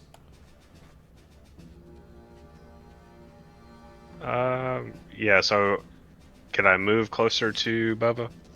Absolutely. So you're 20 feet high in the tree, so you'll have to use 20 of your feet to climb down, and then after that you'll have, well, 15 feet, I think, because you got 35 movement. Fast little fuck. You're like a spider monkey. Okay, it should be right there then. Come down, so 5, 10, 15. Yep, perfect. All right. Next, the ghoul. Oh, the ghoul is on it. The ghoul is on it. It is not having any of this fucking snake. It is going to do everything it can to eviscerate it. So, with that being said, it is going to try to claw Bubba. Oof, that's a 23 to hit. Oof, that is for 6 points of damage. That puts Bubba at My unconscious. Now, he's not dead. Oh, thank God. Bubba is dying. So we're gonna put out the X on him so that we know he's dying. So what's gonna happen now from here moving forward is on each of Bubba's turns, he will have to make a what's called a death saving throw. When you are at 0, each turn you are at 0, you roll a d20. Anything 1 to 10 is an automatic failure, which means that you gain 1 point in fail. Anything 11 to 20 is a success, and you gain 1 point in success. The first one of those categories to reach 3, you either die or you live. Now, if you roll a nat 20, not only do you automatically stabilize, but you gain 1 hit point, meaning you come to consciousness immediately. If you roll a nat 1 while you're dying, you automatically suffer 2 failed death saving throws. So, the next time this pops up, we will discuss it, but that is what happens for this round. You guys see Bubba writhe in agony as he kind of fumbles and flops to the ground, breathing very, very deeply as he struggles to survive. Calypso. Now, also, any healing will automatically take that away and bring him back up into the positive, so... I'm gonna shoot at this guy. God damn it. It's okay. Go ahead. Sorry, what guy? Can you ping? Thank you. Goddamn, nat 20. Alright. And you roll nat 20 for the fire damage, too. So, why did you not roll critical damage? Oh, sorry. Hold on a second. I got a rule. Stop doing it. My damn Saturday group is the one fucking this up. Okay, that's the crit for that. Okay. For the Ooh, other not one. great. Jeez. Yeah, 5 and a 1. And then for the Just roll another yeah, d6. Yeah, but don't do that in the future. Right click on it and do the crit damage. There you go. All right, so Bubba drops to the ground. And as Bubba drops to the ground, Calypso is already firing the arrow as Tuscan is running forwards with the incantation in hand. You see the Tracer come out of the tree, hit this thing square in the top of the head. It looks around confused as the flame sizzles and burns further in with the trajectory trying to pierce its way into its brain. At one point it stops, blinks, and collapses. Anything else, Calypso? Yeah, I know you're gonna heal him, so I'm just gonna leave Bubba alone. But I am going to climb down the tree. That's 20 of your movement. And then I'll go... Nobody fucking ziplining? Come on. Not this time. I'm gonna go right here. Okay. Alright, that brings us to Tabble God. I think it's time to work. I will swing at this gas with my flail. Beautiful. Alright, go ahead and give me an attack roll, please. A 13 is exactly what you needed to hit. Where nobody could manage the 13, Tabblegod comes in. And you know what? It's because of the magic of the flail. So go ahead and give me some damage, Tabblegod.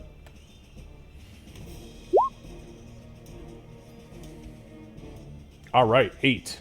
Got it. All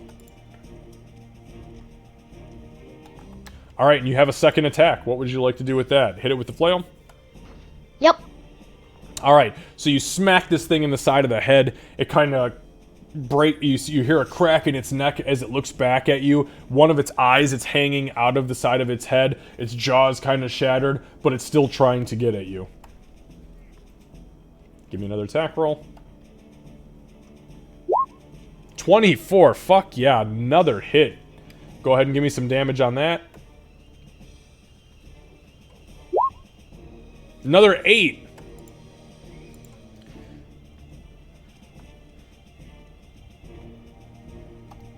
Alright, so you smack this thing again. It actually stumbles down into the water, and you see now, as it looks up, it is bleeding out of its jaw. Its jaw is completely shattered to pieces. Sorry, guys, I just got to give me 1 second. Daquan Shion Bay rated your channel with 2 viewers. Hey, Taizen, thank you so much. Well, you know what's wild? It read that in Japanese. I think it said... I'm almost positive it read the characters in Japanese. I think that's what I heard. Awesome. Did it not, Candace? No, sorry, it did it again when we were trying to. did it? Yeah, when we were trying to Okay. shout out, it shouts you out. Guys, give me 1 sec. Hey, thank you so much, Taizen, for coming in with your wonderful community. I appreciate you being here so much. I hope that you're streaming tomorrow because we are playing D&D tomorrow. I wanna know how It much was hit tinkering points with this thing Twitch, and has. it didn't like. Oh, that's awesome! How freaking cool is that? Because I heard it say it, and then I was like, "Whoa, I don't know what that means." But then I looked to the right of it, and I was like, "Oh, yes! I am gonna have to learn Japanese characters." Beautiful. I'd love Hopefully to. not Actually. much. That's so wonderful.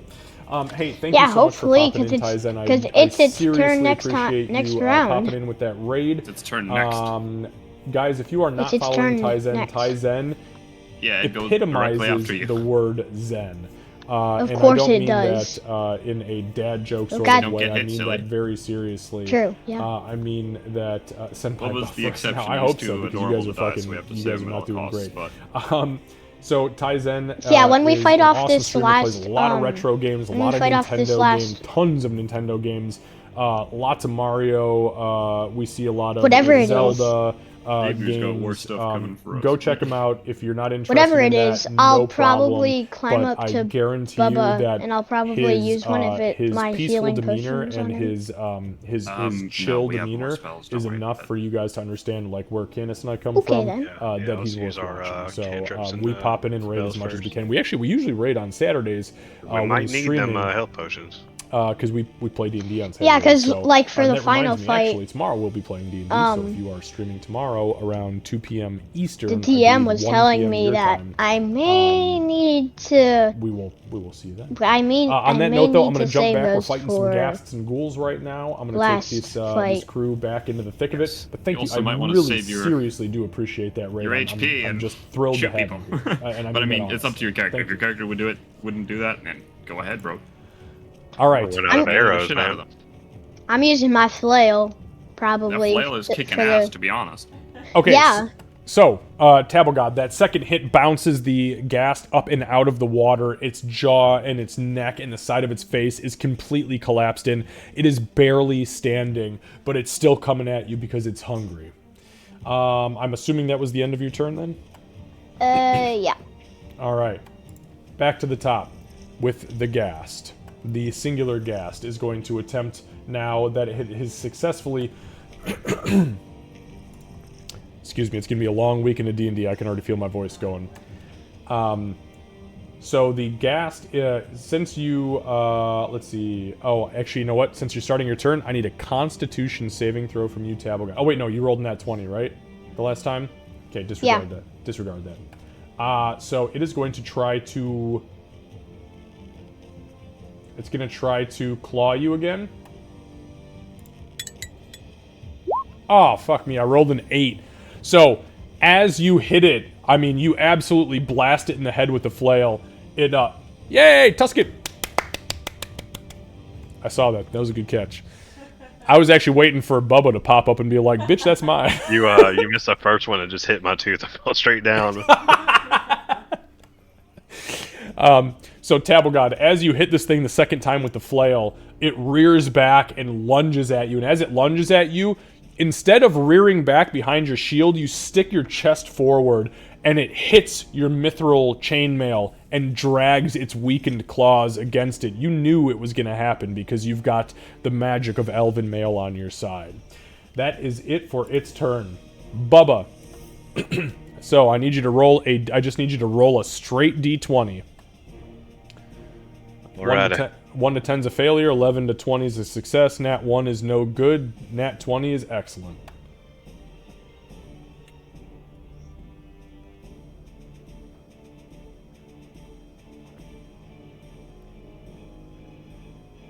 Hold on just a second. Okay. I need Bubba to bless this. I just saw him. I saw the words out of your mouth. Bubba, come here. Come here, Bubba boy.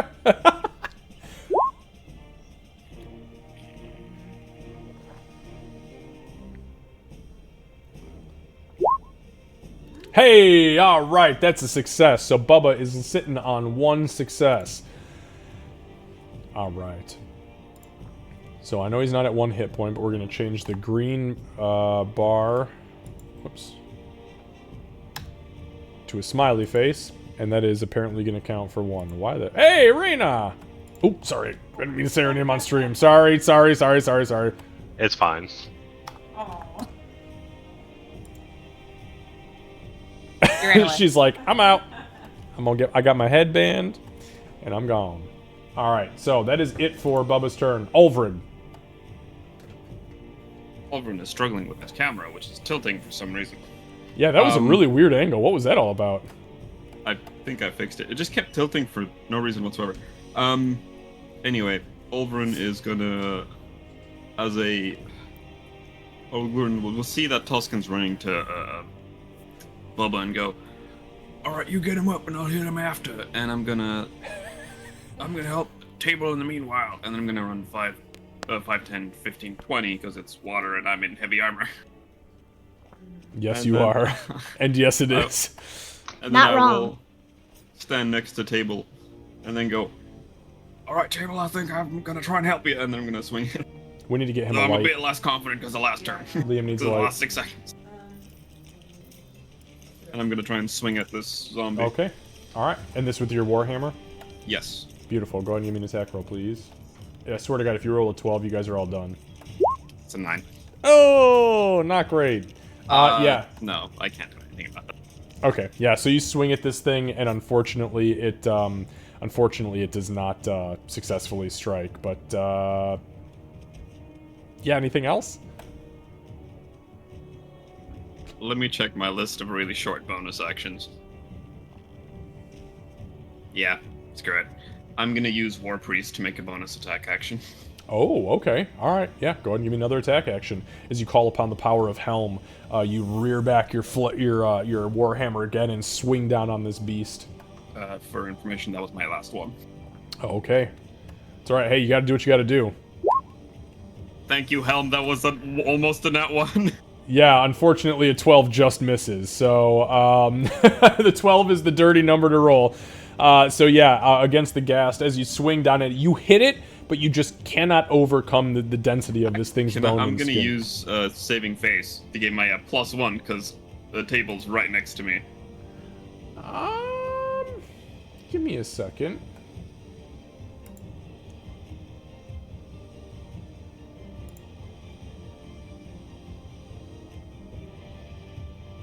Son of a bitch, it is. If you note, what a cool hobgoblin thing. I fucking love that ability. All right, so how does the saving face go down? All right, I think So you don't hit stop. it, but it kind of like resists it. Yeah. So I think the way it'll go is Ulfrig will kind of like swing once, miss, and go, "It's okay, Table. Table. I was just scouting him out. Watch this." And then as he's about to miss the second time, he's like, "No, no, no, no, no!" And then like he'll look directly at Table, be like, "He's watching," and then just hit. Okay, so with the plus, it's a +1 with Table, and you successfully hit this creature. Go ahead and give me some damage. Hey, that's better, Liam. I don't know why it rolled. Oh, okay, because yeah. Oh, yeah, because you're using it two-handed, right? Or do you have your shield up? No, it's one-handed. It's just the 8. The 8. Yeah, I have my shield up, so I'm only using it one-handed. That's all right. Guess what? 8 is exactly the hit points it had left. So as you save face with your almost miss and you called upon your god, and as that wasn't enough to do it, you saved face, and Tabelgod, even though you have not ever said his name right, confirmed that you should do what you gotta do. And you do, and you crush the side of this thing's shoulder into its clavicle, its head cocks to one side, and you follow through with it into the river depths. And my friends, we will consider ourselves effectively out of combat. I spent way too much just to hit that guy. There was only like 5 dudes, and like it took us like 2 hours Tuscan, in real life. yeah. They're gas though. They're nasty. Tuscan, are you gonna heal Bubba? Yes, do close wounds on him. Closed wounds. Okay, so how many closed wounds? Do we remember how many closed wounds we used on Bubba before? Because I think it was 2. We use all of them, but he has to be conscious for closed wounds. Oh, true. I can do cure wounds if you need. Yeah, that's all I got. Or you can stabilize him. Anybody Right. can try to stabilize him if you have does anyone have a medicine kit as part of their kit? Check your inventory. If anyone has a medicine kit, you can try to stabilize him, or you can wait out the rounds and hope that he stabilizes. And if he doesn't stabilize, you can just hit him with whatever. Yeah, no, I don't have anything. Okay. Right, I'll do cure wounds on him first level. First level cure wounds. All right, go ahead and drop. I cure have wounds. mess kit. Nah, not a mess kit. That's to eat. A mess kit is to eat. Oh. All right, so even though Bubba doesn't look great right now, he is back up. As you lay your hands on him... Oh, well, hang on. She's doing the cure wounds. So she lays her hands on. She immediately mutters the incantation. It kind of floods through his body, and the body cinches back together, and you see his eyes kind of blink and look up, and that big snaky puppy dog face kind of rises up and looks down as you realize he's still pretty mortally wounded, but he's not necessarily going to die at this point, but he's not looking good. Ulvrug? I'm Kermit, and you'll hear like a. I'm Kermit! Sloshing through the 5 feet of water. Isn't this like up to your neck? Isn't 5 feet of water up to your neck? It's very far. I'm like 5'11" or something. Oh god, Very it's close. terrible. It's like up to your chest. I hate water. You'll hear like a bunch of complaining as he's making his way through the water. I'll give Bubba a little pat on the head and be like, "You're gonna be okay, buddy." And then Ulrich's gonna make his way up, and you're gonna go, hold on, you feel a bit better. And cast Cure Wounds at second level. Oh shit, okay. Alright. Go ahead and roll some health for that. And then make sure you guys are marking these spell slots off because they are fine. I am. Holy Yeah, I shit, did. 14. So Bubba is 1 hit point below where he needs to be. Yeah, if you guys are just gonna scale it nonchalantly, it's fine. It's really not an issue at that point. Oh my god, that looks Pablo is also gonna move up. Okay. You don't need to roll anything unless it's in combat.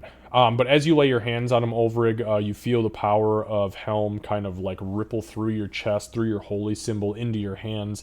And as you do so, you kind of go from the top of his head all the way down his scales, and 99% of his wounds are completely healed up at this point. He's gonna go, you know, you always were my favorite traveling buddy. As he heals Bubba. My boy is saved. He can chonk another day. Well, we'll see. We're still gonna last through the rest of the night. How you doing, yeah. Table? If it goes, I got another one home standby. So Sorry, you got another snake and you didn't bring him? That's a valid question, actually.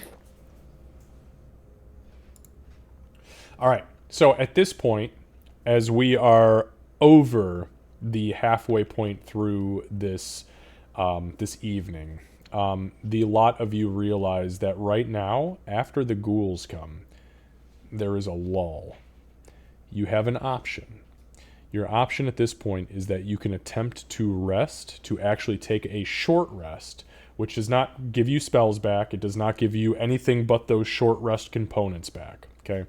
So nobody regains spells or anything special like that. But anything that says that it recharges on a short rest, you could take that now, or you can wait a little longer and press your luck. But you can't guarantee. You can guarantee right now you could take a short rest. You can't guarantee later you will be able to, but you could push it if you want. I'll let you all discuss. I'm going to use the bathroom. I can still hear you. I will say that because traveling through the stars, you often don't know what time of day or night it is. We learned how to long rest in a very short time, so if we decide to short rest, I can get everything back. I didn't use that much, though. I think that would be very beneficial, to be honest. Well, I'm a bit exhausted, and hell might not bless me with new spells just yet, but I can at least gain some things back. I'll be able to channel at least one ability that he gave. Well, is anybody hurting? Because if we're going to do that and I can get my spells back, then I may as well try to heal. I think only Bubba's just 2 hit points away from full health. If you want to just blow that on him. Hold on, before you do that, I don't. Uh, Not sure. Is everyone else still, or Table God? Don't you need health, or? Yeah, I need only 10 points of healing think to hang on. get I'm looking. healed full all the way. Can I use closed wounds on him as well?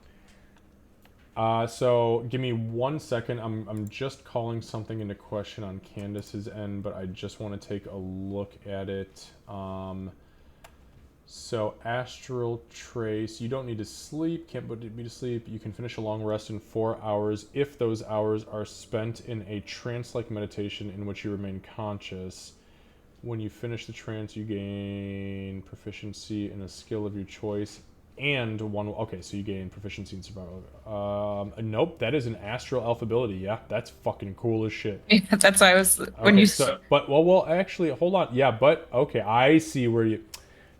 She's using one of my homebrew things against me here because it says if you can finish a long rest in 4 hours. For me, short rests always last 4 hours, whereas for some DMs it's only 30 minutes. So she's utilizing it in the campaign 4. Everyone's going to be Astral Elves, and I'm going to have to shut the campaign down because you're cheaters. I'll allow it for this. So, in regards to Thank that you. too, right? So, looking at this elf thing, same thing as trance, because it says meditate for 4 hours, and then once done, I get the same benefit from 8 hours sleep.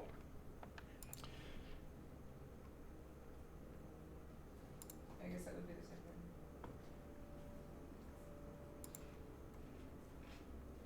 Give me 1 sec.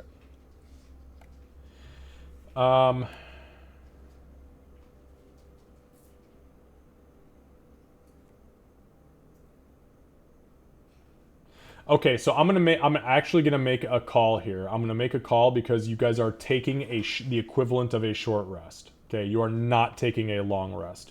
In order to take the long rest, you guys would have to spend the remainder of the time doing something else, like relaxing, excuse me, or resting.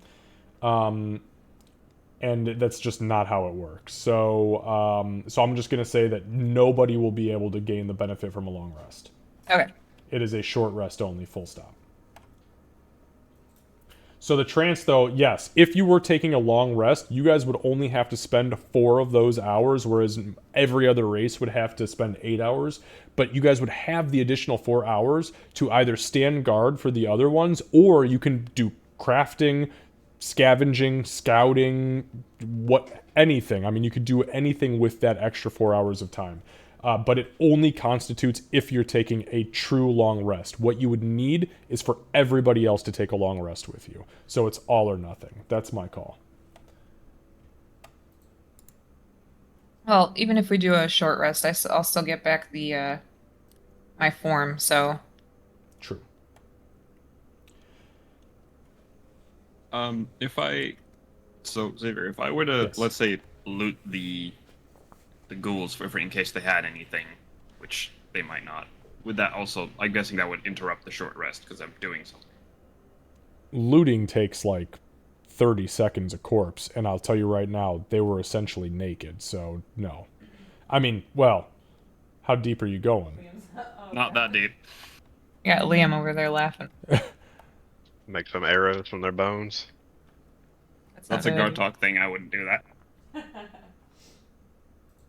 Yeah, so it's Could've just looted if the they had archers. anything, then no. Okay, yeah, no, they did not have, they had shit on them. Lots In of that shit. case, then Lots of no, caca. You'll just Except go the ones through in the it. water. Okay. All right. You'll just go through them and then go rest. Okay. So you guys are taking a long rest. So why don't you guys, or I mean, excuse me, a short rest. So why don't you guys go ahead and place yourselves wherever you're going to set yourselves up next? Question. Yes. Can I use one of the skeleton bones? And then, do we have any leftover stone from when we were searching the Give me a sec. The flint? Give me a sec. flint? Yeah.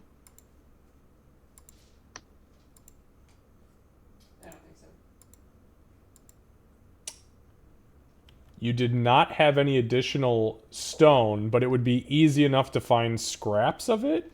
What are you trying to do? Now I'm really fucking curious. I want to make an axe for Ulvrug because he gave me that crossbow. I want to Oh. give him something in return. That's pretty badass. Okay, I'll tell you what. Okay, do you have so here's the thing, you're not proficient in blacksmith's tools, but you're trying to do it out of a bone and stone, which is like really primitive, and I fucking love that a Dragonborn's doing that. So make oh god. Make a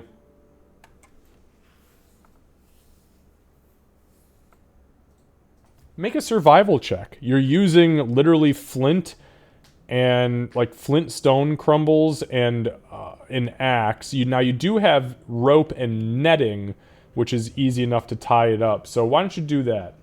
And you can spend your short rest whittling an axe. A 9? Okay. It doesn't look great. But it could be construed as an axe, maybe a hammer. Of some sort. You grab one of these skeleton bones, and yeah, you do fashion something together.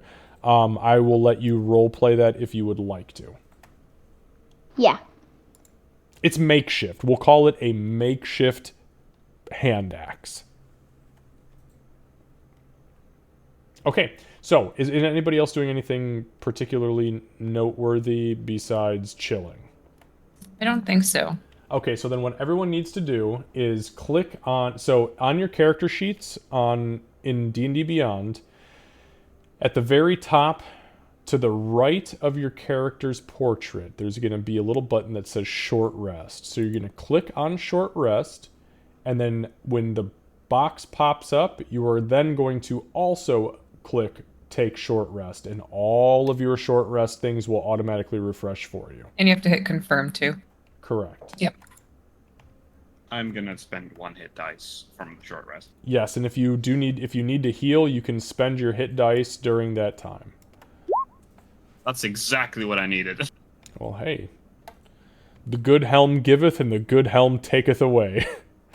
So can I do that for Bubba just to get extra point? Yeah, give me 1 sec. I just want to double check my notes and see how many points Bubba's used, because Bubba, give me 1 sec here. So he was a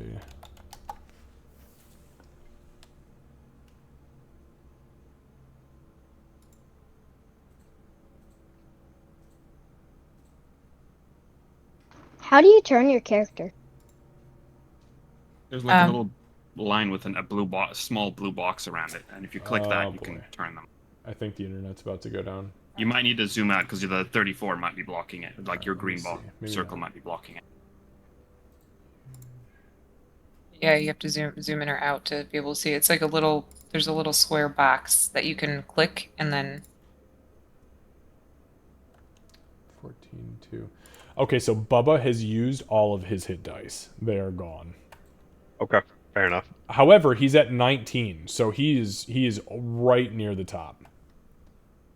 19 out of 20, I should say. Thank you. Thank you guys for helping with that. Mm-hmm. Okay. All right. So, shall we flash forward? It is 9 o'clock. I don't think we're getting this done tonight. Yes, Lucy, go ahead. Quick roleplay thing. I guess as Tabble God gives him. Oh, yeah. Tabble God, do you want to roleplay giving him the axe? You're more than welcome Yeah. to. You're more than welcome to. So, because you gave me that crossbow, I made something for you in return. He's good. It's like, I guess you can call it bone axe. I don't know. Ulrich kind of just takes the axe. Looks it over and goes, "You know, where I'm from before I went to the temples of hell, kids used to make these. We're a very warlike society. And to give one of these to another, that means a lot to us. So I really appreciate it. Also, I'm not gonna stop calling you Table, but I can say your name. Tapple God." Oh. Y'all need to make some BFF bracelets now. You could say my Started giving name. me bracelets, I'm gonna throw them at the elves. You could say my name the entire time. Well, we've been traveling together for a year. It'd be a bit weird if I couldn't. I know everyone's names. Tuscan, Calypso. It does piss off Calypso that I don't know her name. He knows my name. Oh my god. No, we're in the house. Screw you guys. Also, I said your name earlier. Damn, so I'll never know. He knows it. No, I said yours earlier. I remember when you came around the house. Oh, that's true. All right. So why don't Ulfrig and Tabblegod, why don't you guys both take a DM inspiration? Liam, what that means is on your character sheet in D20, and this is for good roleplay. I award these regularly for good roleplay. So the DM can offer up what's called an inspiration point. So Liam, if you look on your character sheet next to your walking speed, to the right of your walking speed, see that little box that's blank that says inspiration? Where's my walking speed? It's at the top of your sheet. Okay, so you know where your hit points are? Yeah. So it's to the left of your hit points. See that little open box that says inspiration on it? Is it open Yeah. or is there a little... Okay, it's open. So go ahead and click that, and there will be like a little sun icon that appears. Do you see Yeah. it? Okay, so now you have an inspiration point. So what this means is that at any time that you choose, anytime you roll a d20 for anything, attack, saving throw, ability check, doesn't matter. You can choose, after you roll, to use that inspiration to roll another d20 and give yourself advantage for free. It's an award that DMs give to people who do things that are great in the realm... Well, it just depends on the DM. I do it for roleplay. I do it for tactical thinking. I do it for thinking outside the box. Mom does it for pretty much the same exact thing. So, Thanks. all right. So, with that being said, is there anything else I should note for the remainder of this 4-hour short rest as we creep into the tail end of the evening? Ulrich's just gonna end the conversation by going, "Now you can tell Tuscan I know their names. Can't tell Calypso, okay?" Okay. Yeah, we are this. I love that he just commits to it so fast. He's just like, done. You know my name, that's all I care about. Took a fucking year for me to find out, so she doesn't need to know. Now I'm in. In it to win it, baby. And then Ulrich will just kind of give Tabble God a handshake to seal the deal. All right. Ulfrid, go ahead and give me a religion check with disadvantage because you are exhausted. This is for your downtime, quote-unquote downtime. I love that fucking snake so much, it's not even funny. Listen, even if this is only ever a one-shot character, that thing's got to get mounted in the house. If I think I know what this is for, I really, really want to use my inspiration on it. You know what? Yeah, I'm going to use my inspiration on it to negate the disadvantage. Oh, okay, sure. He's gonna roll a 4. Sure, I'll take a 13. 13. So the DC I've been looking for the last like 7 times I've had you roll this was literally 12. So as you go into the the short rest after this conversation with Tabogod, you sit down, you begin to inwardly reflect, you begin to go, just Helm, let us get through this. I'm just asking you for one night. I'll do whatever you need me to do. And you get this sensation,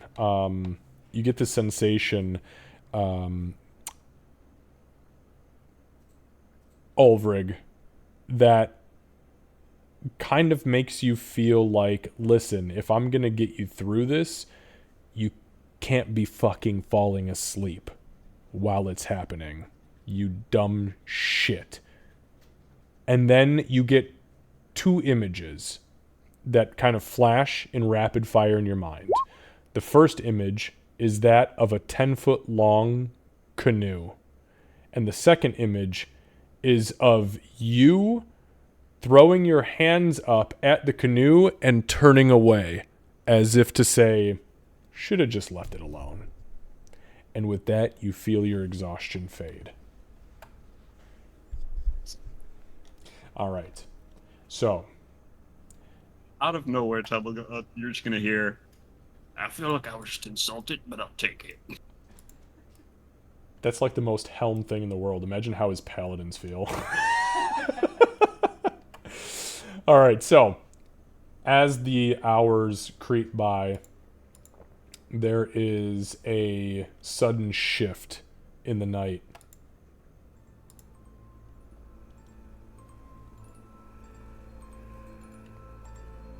From the east, you hear something shuffling in the darkness. All of you. It's loud, kind of crashing through the eastern woodline, and suddenly it stops.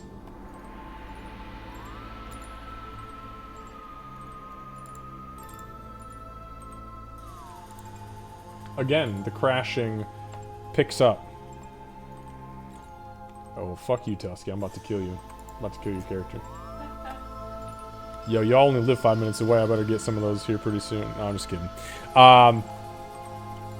The crashing picks up again and then stops. About 30, 40 feet north of where it was before.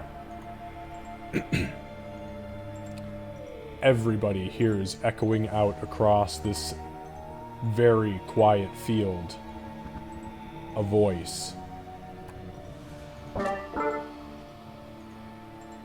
Bring me that blood. Bring me that blood, all of you. Bring me that blood. As creatures begin to run top speed out of the wood line,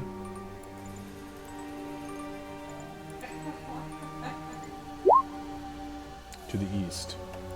I need everybody to click their characters and roll for initiative.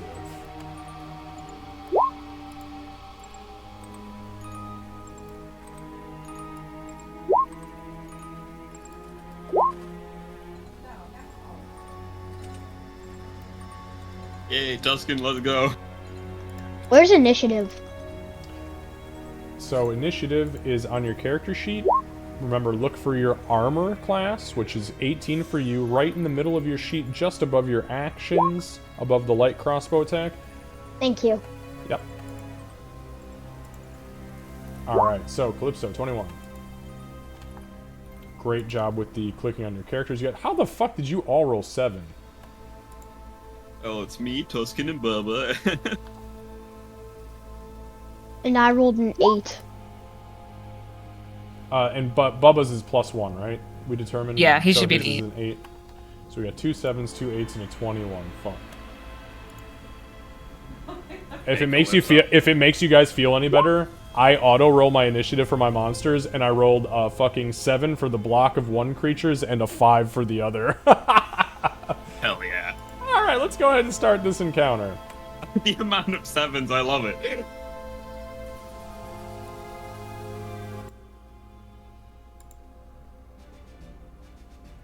Alright. Oh no. So, back to the top of the round as this creature comes screaming out of the woods. By the way, I hope that my voice modulator actually worked and It wasn't did. dicking me around. No, it did. Wonderful. Great. That's exactly what I needed. Calypso, you get the jump. Everybody is stunned by this voice, but you are like, I know what that bitch is. Where is she? Where is she at? All right, it's going to be at disadvantage, but I'm going to step up here. I'm going to go into Starry Form Archer. And I get an attack with that, so I Okay, will... give me 1 second. You said starry form. It's not a concentration thing, right? Correct, it's just a form. It lasts 10 minutes. Okay.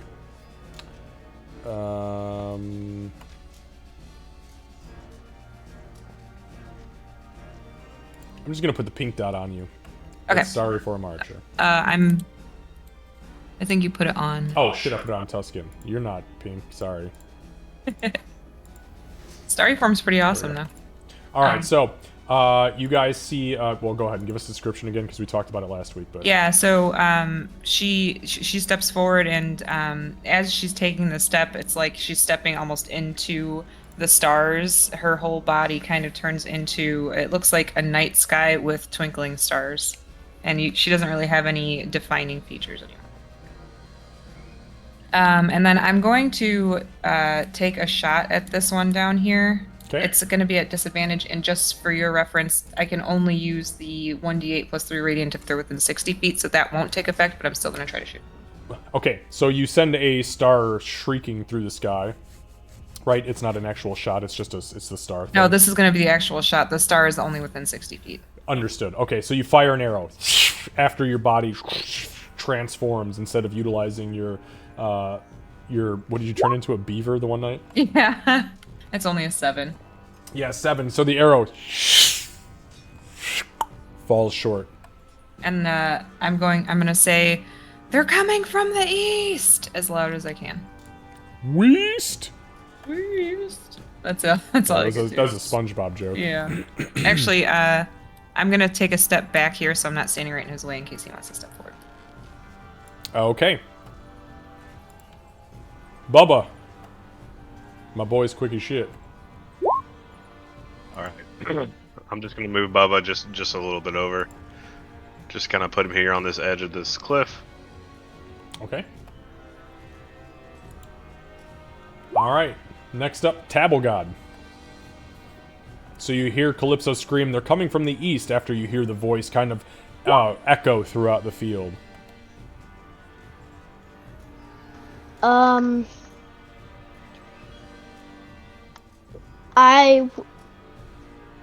Ulfrug would hear Tabblegod say, "Did you hear Calypso? They're Why coming is she from naked the in east." his room? Hold on. She cannot be in there not wearing clothes.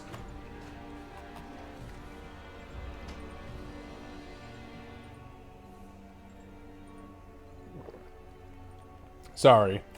She was wearing bottoms, but she had her underwear on because she's comfy in her room. So, sorry about that, y'all.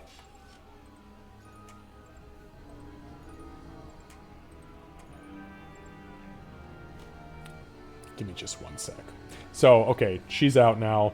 Sorry about that, Liam. She's not supposed to be in there. We know she's not supposed to be in there. It's okay. And I will move out the back door, Okay. turning and looking like diagonally. Okay. And you would know that the east is over this direction, just so you know. Yeah. Okay, so there is a wall here, so in order to see him, I'm going to move you, don't be afraid, okay? So 5, 10, Okay. 15, 20, 25. So, like, right there is the edge of the dock where you would be able to have, like, a line of sight on these guys. Okay. Okay? So did you want to take a shot with your crossbow, then? Yeah. Okay. Or I mean, unless you had something else you wanted to do, I'm not going to try to tell you one way or another. So. No. Okay. The light crossbow's range is 8120. I'm pretty sure. Give me a sec.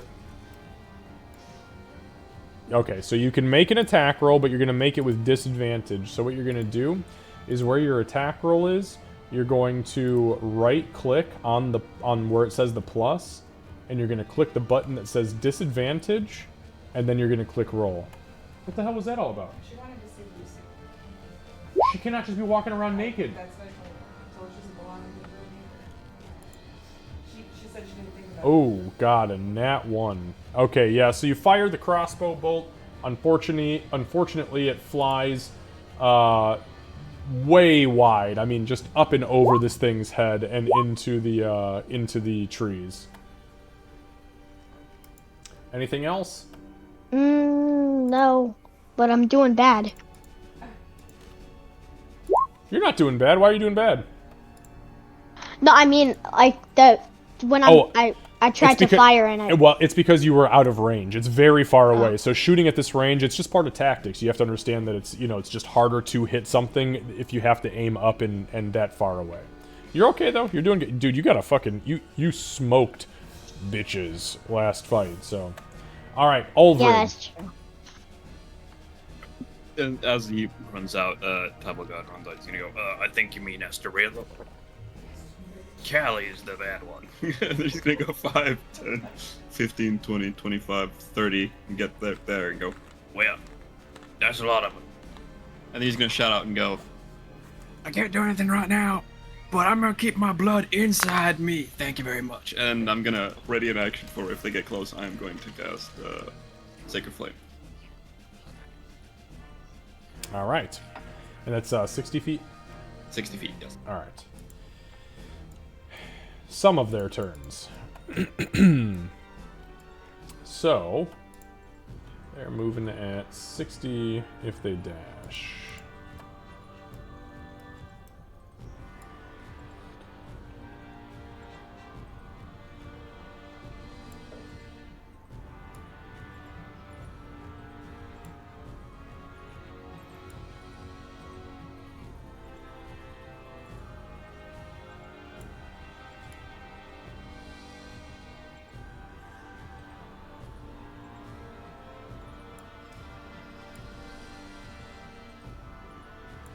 All right, so these creatures begin to move up as they get closer to Tabelgard. Tabelgard, you recognize them immediately as skeletons. One of the skeletons is going to take a shot at you with its short bow, but it's going to do so with disadvantage because it's well out of range. And that is only a 14. So as you guys are standing there kind of watching them come, all of a sudden an arrow sticks to the side of the fishing hut. Tuscan.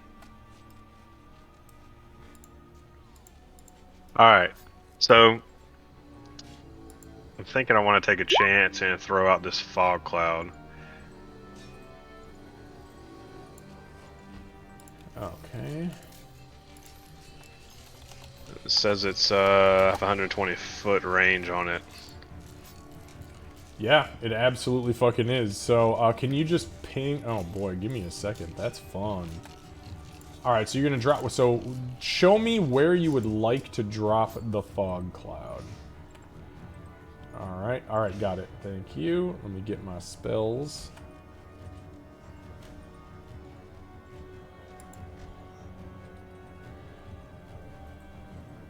Not sure this is going to help or hurt, but we're about to find out.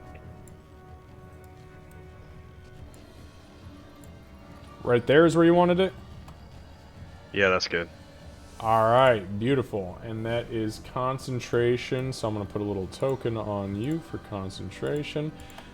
Alright, so go ahead and mark that spell slot off. When you look at your spell, in your spell tab, there will be like a little square boxes that are marked off, and just make sure that you got a spell slot for it.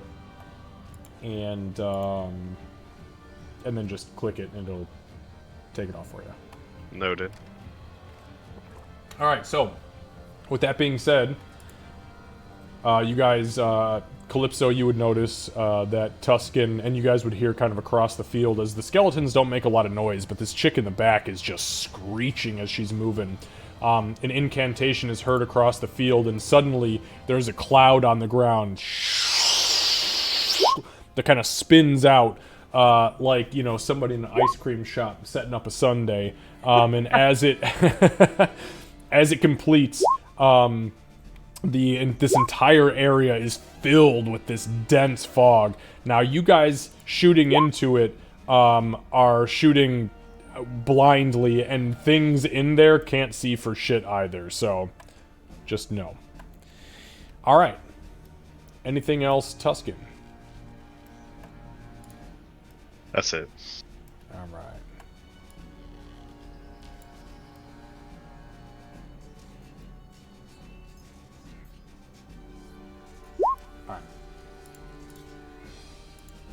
Alright, so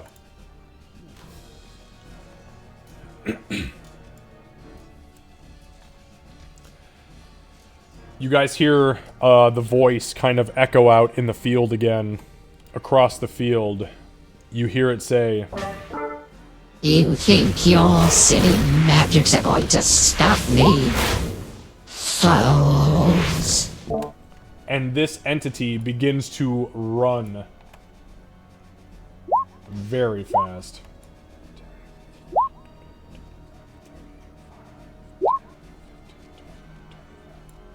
Across the field, almost gliding as she runs towards you. As she gets within this range, why doesn't everybody give me a perception check?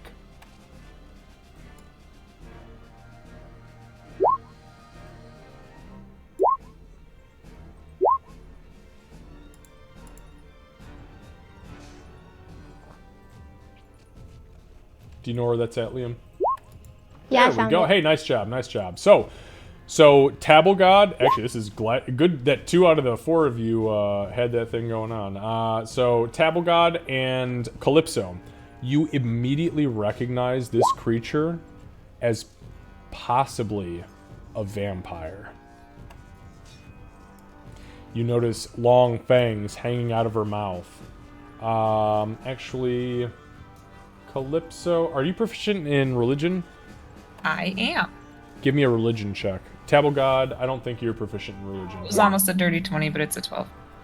This is not a vampire. This is actually a vampire spawn.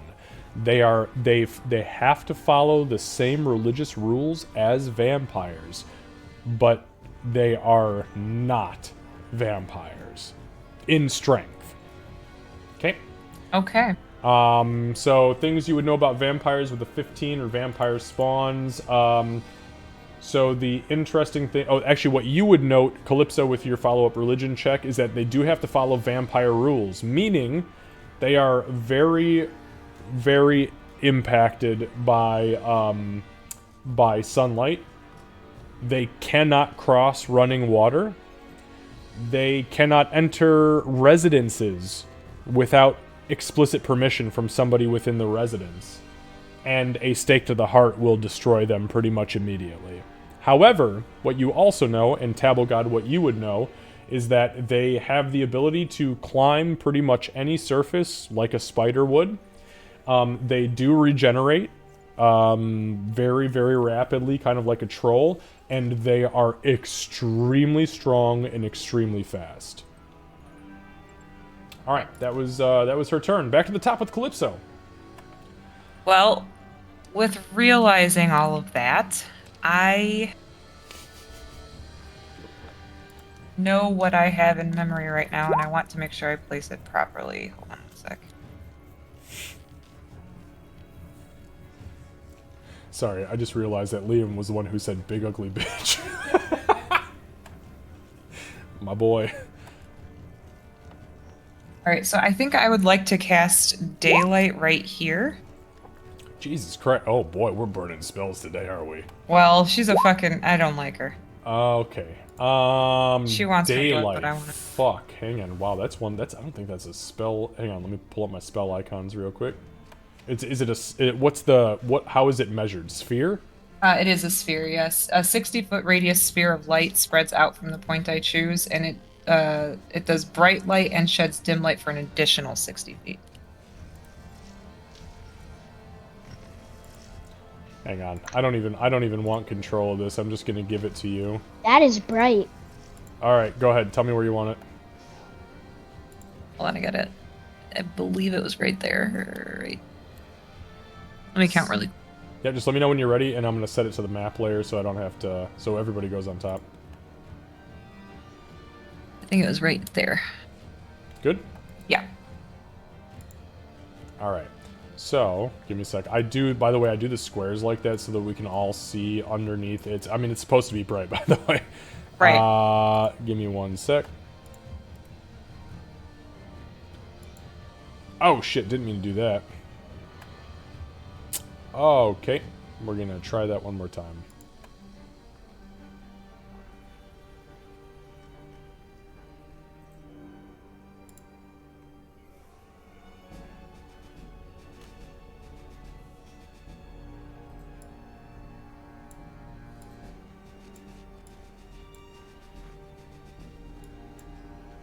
Okay, sorry about that.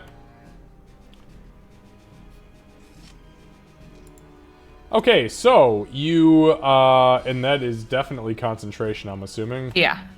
Jesus Christ. Alright, so in her starry form, Calypso, give me a description of daylight, because I've never had this spell cast in any of my campaigns. So, the way that it would work is, especially for Tuscan standing next to her, you'd see it's almost as though she starts to conjure the light within her palms, and then it's like almost like a little fireball, but it's made purely of sunlight, and she throws it, and it lands there and almost explodes out with the sunlight just bursting out and holding its place. Yeah, and as it does so, you guys see this spinning vortex right at the epicenter of it, creating this constant spinning radius of light. Candace, how long does that spell last? I'm guessing it's an hour concentration. It is 1 hour. It just says 1 hour. Actually, it's not concentration. It's just 1 hour.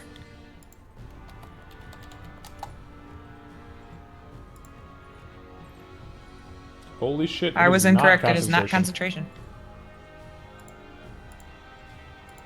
It's a very specific spell for very specific monsters, but that is a good spell. Alright, so as she drops it, it just continues to spin, so it will not vanish from this point for 1 hour. And as it happens, you see this entity that has been screaming and yelling at you guys rear back, and as it does so, smoke begins to burn away parts of its face, parts of its neck, parts of its arms. You see its nails start to disintegrate very, very rapidly as it realizes it's fucking stuck in this thing. But it has an objective from maybe some other entity. Okay, anything else, Calypso? Make sure you mark off that spell slot, please. I did, yep. I'm going to, That was a good... I forgot you had that prepared. Makes sense for a star or an astral. That's what I figured. I also, I have Moonbeam too, but we're not going to use that one right now. Not until the werewolves show up. Right, then we'll use it. Let's see. So I think I want to move... Oh, man.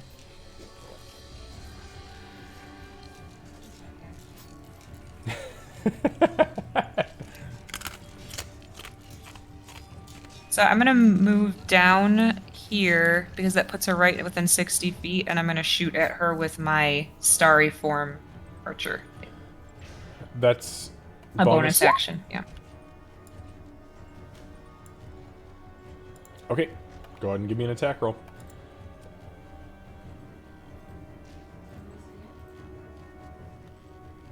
Hang on, it's not, one sec. Oh, so close to a nat 20. I mean, 25 still. Holy shit, yeah, oh, it's not a nat 20. Okay, settle down, though.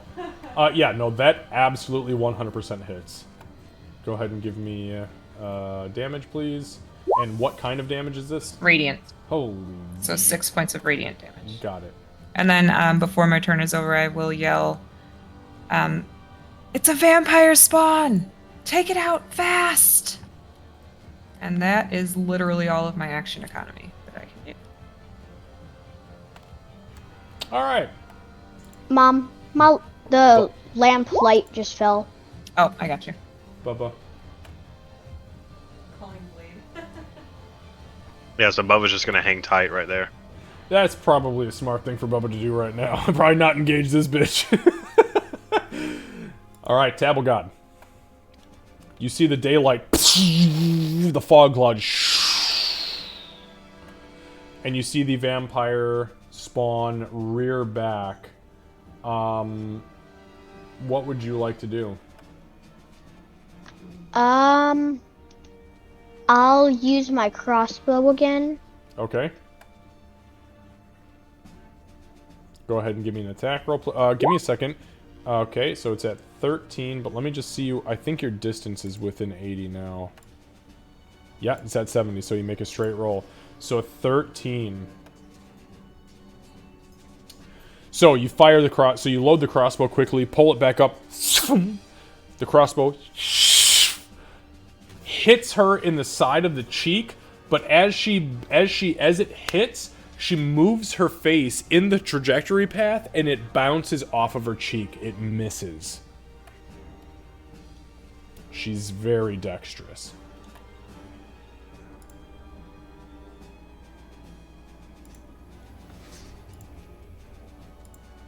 Anything else, Tabble God? No, but all I want to say is that I'm just gonna say to Ulvrug that it's definitely some sort of vampire. Ulvrug, your turn. I know that. Estrella just said there's vampire spawn. Pay attention, Tabble God. Come on. Anyway, you keep firing at her. I'm gonna go wait for the others by the front door. I'm gonna give them a warm welcome, and I'm gonna run back. 5, 10, 15, 20, 25, 30. Okay. And I am going to... I can't see them, so I'm going to hold my action until one gets into view, and then I'm going to cast Sacred Flame. Understood. Alright. Speak of the devils.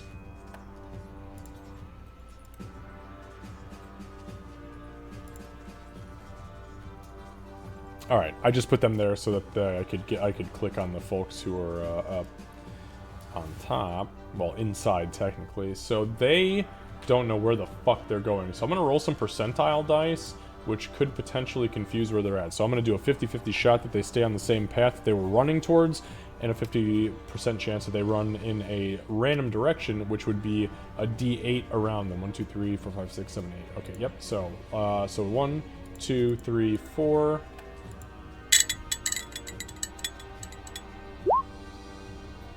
Lows are good, highs are bad. So we got... No, shit. No, we got 50-50. 2 goods and 2 bads. Alright, here we go. So...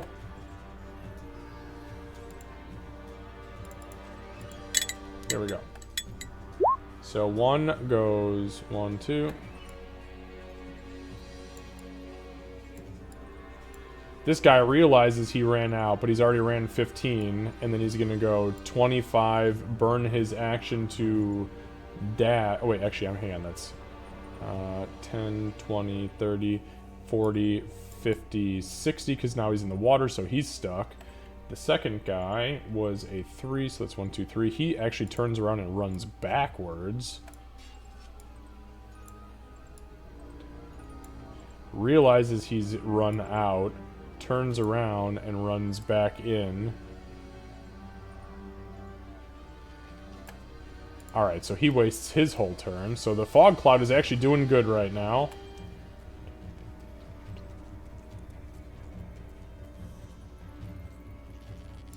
He's running up towards Tabble. And this guy's running down here, which is going to Actually, you cannot see him. That line of sight is too close to the corner. Alright, so the archer...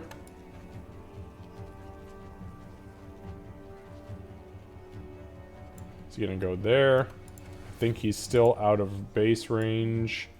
He is... Oh, actually, hang on. What's a short bow? I think it's 80, isn't it? Short bow is 80. Yep, he can still shoot. He can actually shoot at normal. So one archer. So the archer moves up and around this little lake. It does. So the sunlight doesn't seem to affect the daylight. Does not seem to affect the skeletons, but it is absolutely scorching the vampire. So the skeleton is going to fire its short bow at Tabblegod. Oof, that's a 23 to hit. Tabblegod, you are struck as the skeleton runs around. Fires, the daylight kind of blinding you and the fog cloud obscuring what you were seeing, clips you and hits you for 5 points of piercing damage. So Tabblegod, once you get that added, you should be at 34. Well done, man. You got this shit, dude. You picked this shit up fast. You did. But my health is not doing well. No, you're fine. You're fine. You're a fighter. You're okay. You You're can okay. also second now, mind you, during your turn as a bonus action, you can use second wind, which heals you without having to use any magic or healing potions. Also, everybody has healing potions, so don't forget about that. Tuscan, your True. turn.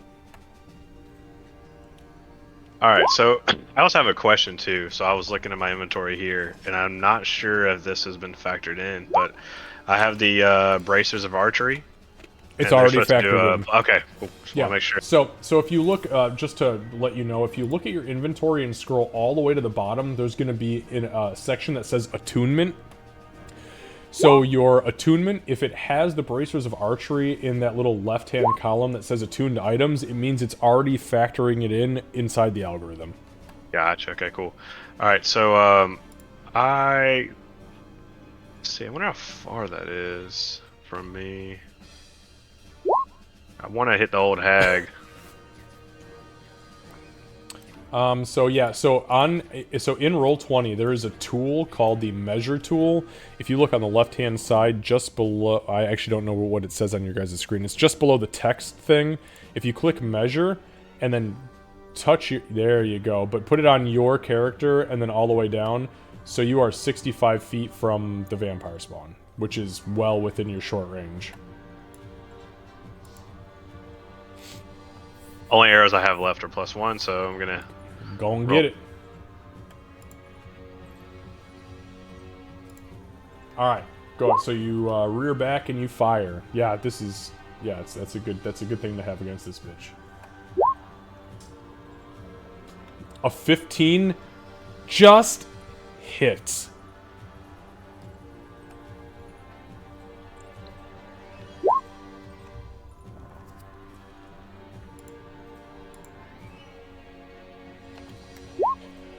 So she gets clipped with the arrow. It's magic running through her shoulder.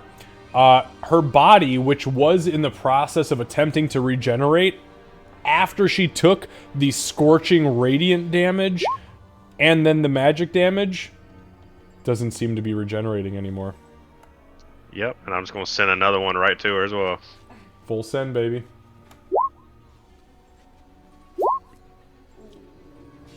Unfortunately, the 12 does not hit. As you shoot the second arrow, she kind of looks up at you as the arrow's coming towards her. And you hear her scream at you. Lay it on me, bitch. Flies past her head. Alright. Anything else, Tuscan? That's it, besides just what I want the voice to say. Alright. So... No. Lay it on me, Big Daddy. There you go. That's for you. You better clip that shit. Okay. So it is her turn, and she starts fucking running. She is not regenerating because of where she's at right now. However, because she has sunlight hypersensitivity, she takes immediately a fuckload of damage, effectively bringing her to now bloodied inside of the sunlight radius. But she sprints.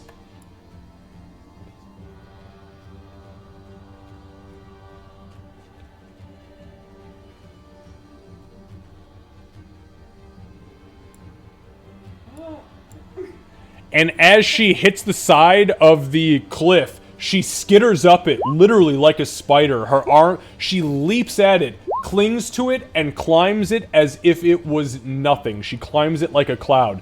Now here's the thing. Look at the radius of daylight. She is still inside the daylight, and she is still being burned alive. And she is screaming the whole time she's climbing. But she's coming for you. Bubba use bite. Bubba use bite. It was super effective. Well, I was trying to read that, but that's what I'm gonna do. All right. Back to the very top, Calypso. So I'm gonna use, by seeing her coming up that creepily, I'm gonna use Word of Radiance. It's a DC 14 con save.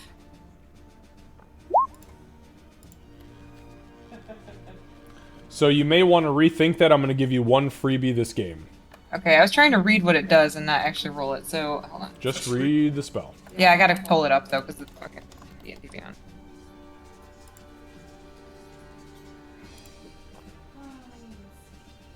It's a PB AoE. It literally says, Radiance erupts from you. Oh, I see. So it's a 5-foot PB AoE around, targeted on you. On me, so it hit Bubba too. Okay, yeah, so I wouldn't do that. Thank you for giving me the freebie. I don't know why it did anyways. So I will just... Oh, wait, no. Whoa. Correct my ass. It says each creature of your choice. See? Yep. These are the verbiage things that we've been talking about, my friends. So yeah, I choose her and not... Yep. Okay, it's understood. a DC 14 Constitution. DC 14. Alright, oh god, that's not good for her. Okay, DC 14. Oh, well, well, we're gonna find out. This is a roller coaster. 22, she succeeded. Motherfucker. Okay. So as you whisper this word of radiance, this flash of holy light spins around you, and you see her brace for it. She resists it, but the sunlight is still pounding on her back, and she is screaming and screeching. I'm still gonna try to use my Starry Form Archer, my bonus action on her. Okay, so is that a ranged spell attack? It is. Okay, so make it a disadvantage because you are in melee. Okay, we got it, Liam. Go ahead.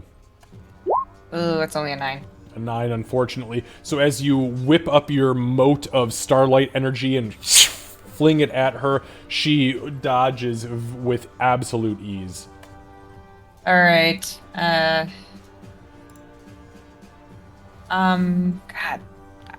Okay. I can't abandon Bubba. Alright. I'm gonna prepare myself for this horrific mess. Bubba, it's time to do some work. Alright, Bubba's gonna bite that hag. Get him.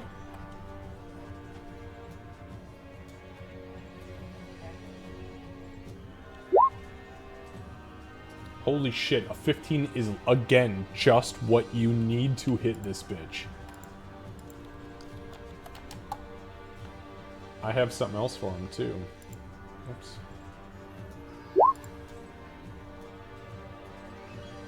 So, I need to look at something else. Okay, so it was 3, but it was plus 7, so that's 10. Give me 1 second. I also need you to go into the custom dice and roll 3d6. This bitch is not immune to poison, like all the other undead were.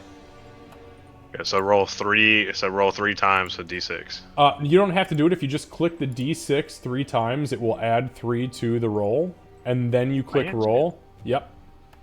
And then you can just throw them all at one time. But I gotta make a constitution saving throw. Okay, but hey, better than nothing, right? Yeah. Let me get this constitution saving throw. Oh my god, I rolled a 2, so it's a 5 total. She fucking failed. Wow. Okay, so you dealt 10... So it's 10 damage total. She took all of it. 100%. So Bubba latches onto this broad, and for the first time, literally in the entire night, just injects everything he's got into her. And she takes the additional, yeah, she takes all of the piercing damage, and she takes all of the poison damage. Is that right? Hold on, I want to look at this encounter. That doesn't fucking seem right. Is she really not? Nope. I'll be goddamn. She is not immune to poison like all the other undead. Oh, it's because she's a conscious undead. Alright, I'll just leave it at that and stop being upset about it. Anything else for Bubba? Nope, that's it. Alright. Tabblegod. Can I hit the guy right outside the window? So it's not a window, that is the end of the dock. He is trying to climb the pole, just like that ghoul was that you hit. So yes, you can attempt it. With your flail. Yeah, I'm going to hit him with my flail. Alright, go ahead and give me an attack roll, please.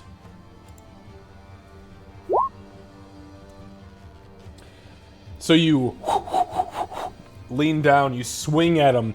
It clips him in the head, but he's got this weird, like, backwards pot helmet on, and it just cling bounces off of his head. Darn it. It's alright, though. You got 2 attacks, so you can do it again. Do it. Say it, Lucy. Do it. The best Palpatine ever. Hey, a 17! Absolutely hits. Go ahead and roll some damage for me.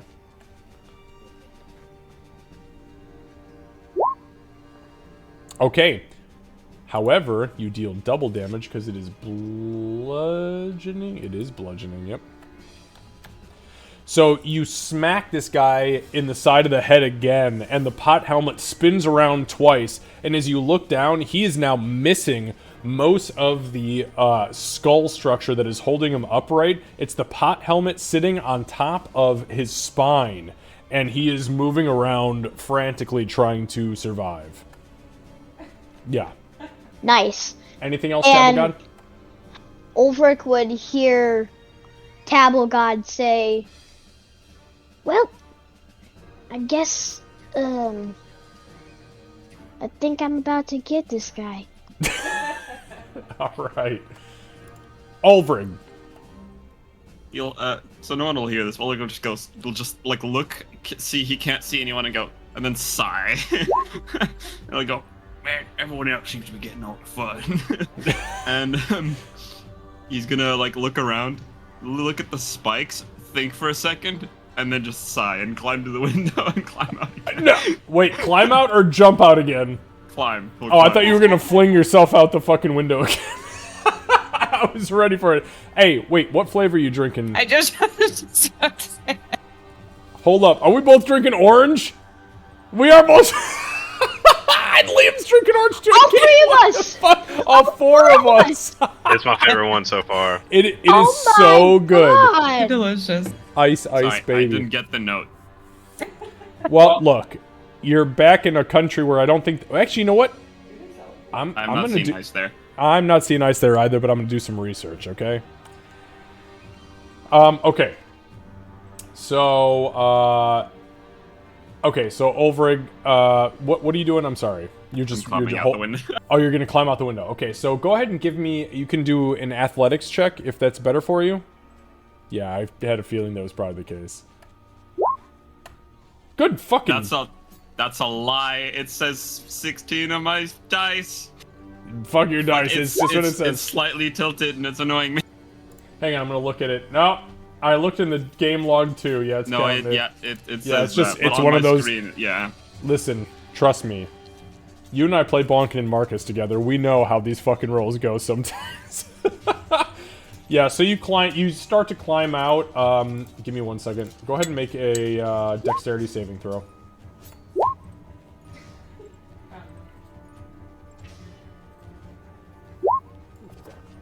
14. Okay, so instead of 2 points of damage, you only take 1 point of falling damage. Thankfully, as you hit the ground, your armor just kind of tin cans on your ass, and you roll to the side. I love the server sometimes. Other times I hate it. And then he's gonna look to the water, and then he's gonna turn back. It takes 5 feet of movement to fall to the ground, and then 5 to stand back up. Right, so that's 10, well, 15 movement, essentially. 15, yep. He's gonna go, aha! There was one of you bastards! And he's gonna cast Sacred Flame on it. On the skeleton? Yeah, right in front of him. Alright. No, that is an absolute utter fucking failure with a 10. He's also going to move there. Sorry. Okay, Afterwards. no problem. Yep, no problem. He could be doing it and moving and casting at the same time. He just can't be leaping through the And holy fucking air. damage. Holy shit, that's a lot of holy damage.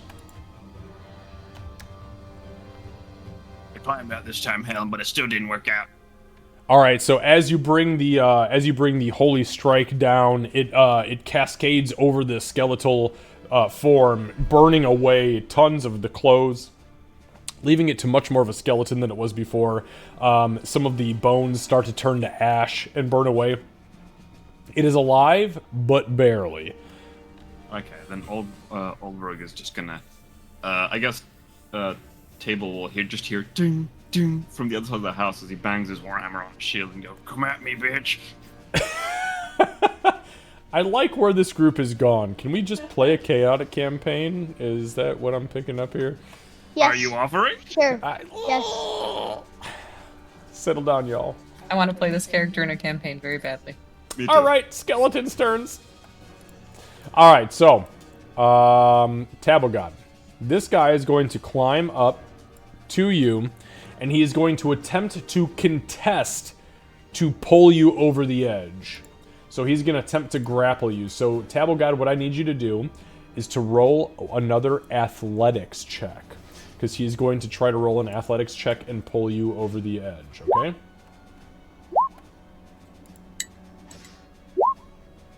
Oh, that's Jesus. Okay.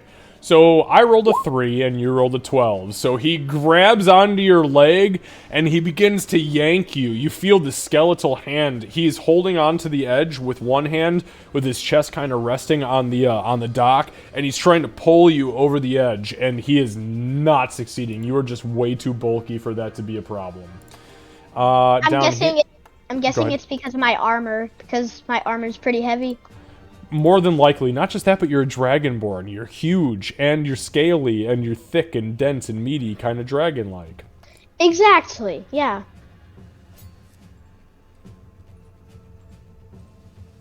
Alright, this guy's gonna move down here.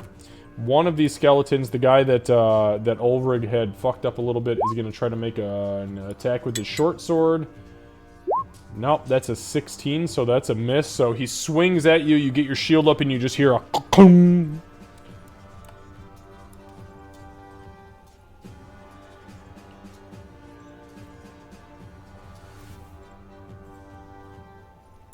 Okay, that skeleton moves there. This skeleton moves right to the, almost to the epicenter of the daylight spell, and he rears back on his short bow, and he fires an arrow at Tabogod. Question. Why are Yes. they all coming for me? They're not all coming for you, they're just mostly coming for you because they're skeletons. However, I rolled an 8, so for a second time, Tabogod, with your shield up and your flail kind of kicking the skeleton off, you look up and you see the archer, and the archer... Oh wait, no, you have your crossbow out. No, you do have your flail out right now, don't you? That's right. So, Yeah. so the arrow sticks to the outside of your shield, has absolutely no effect. Okay, that ends the turn Nice. of them. Tuscan. Also, just so you guys know, we are at the end of our stream, essentially. I don't want to delay it any more than we have to, since it's going on 10. We could potentially come back tomorrow if you guys are interested. If not, we'll talk about that offline. And if one person says no, it's no for all of us, because I want to make sure we end this on a high note. But we'll talk about that, because there is more. So, I would be fine with it tomorrow. Raina. All right. Hi, Raina. Am I free to attack this hag before it goes, or? Yeah. Okay. You're gonna shoot this bee. Yep.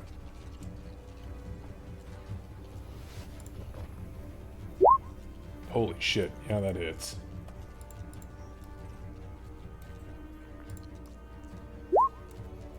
Holy shit! Wow, that is a lot of damage.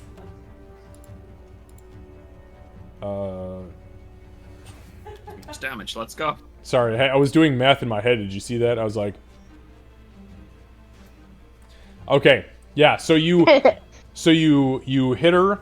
The arrow blows right through her. Like, it catches the daylight as it's coming through, pierces a hole straight from the top left all the way through the bottom right, and she starts to scream, and smoke starts to come out of her. She's still alive, but barely hanging on.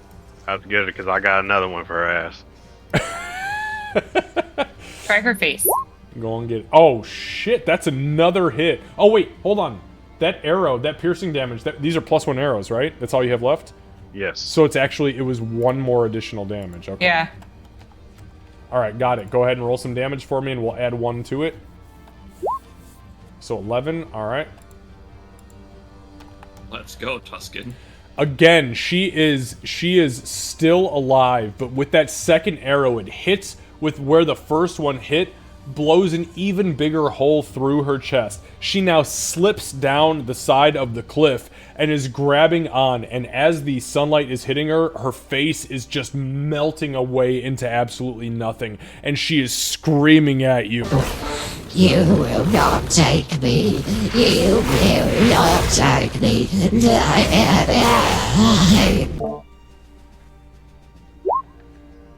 Anything else?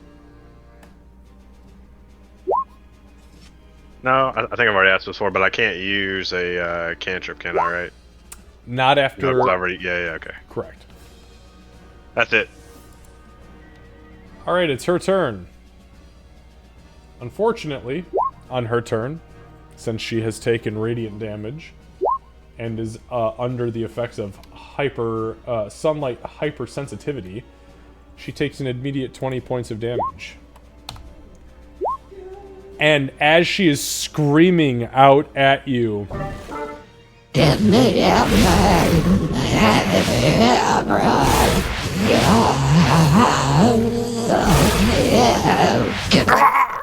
her body, in a explosion of dust around her, before she can even get to the surface to attack Calypso, vanishes as if she never existed. And my friends, we're going to go back to the top of the round, and I suppose it's 9:59. Do we want to do one more round? One more round? Yeah. Yeah, okay, one more round. Yes. All right, one more round. Calypso. All right, so this. Let's see.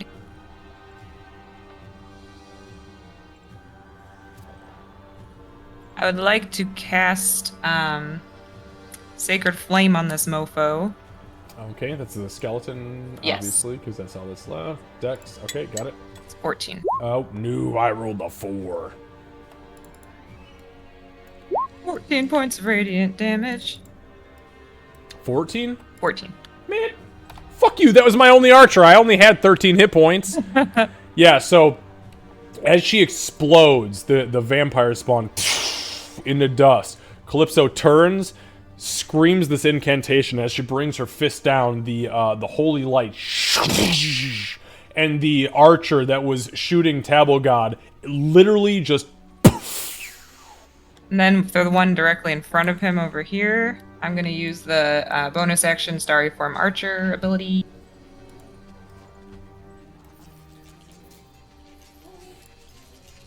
Oh, Wow, that's 60 dirty feet exactly. 20. Oh, it's a 2-hit? To hit, yeah, so it's a dirty 20 to hit. Oh, it hits. Okay.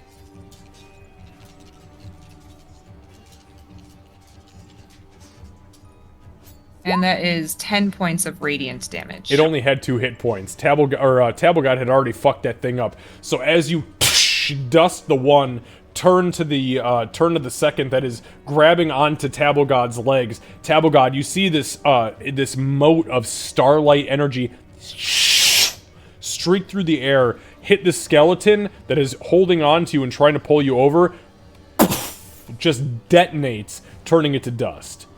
You'll see, if you look my direction, you'll see a little... And then I'm going to climb back up the tree in preparation to use the zipline. Okay. Wow. This has taken a very odd turn. Alright. Bubba.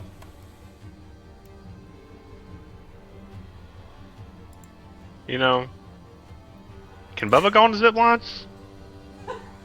Fuck around and find out, my man. I'm just saying it'd be a lot faster. You could definitely try. He could go let's up. do it. So he's got to Let's do make it. athletics checks. Oh god, hold on. What the fuck is his? His strength is +0, so he ain't making any bonuses. But he can roll. He can roll the dice to see if it fucking happens. Let's do it. Let's do it. So Bubba is 10 feet away from the tree, and then 20 high, which is exactly his 30 feet that he would need to get up there. So why don't we go ahead and place him? We'll just place him here. Yep, perfect. And then, all right. So this is how the zip line works. Go ahead and just start rolling d20s.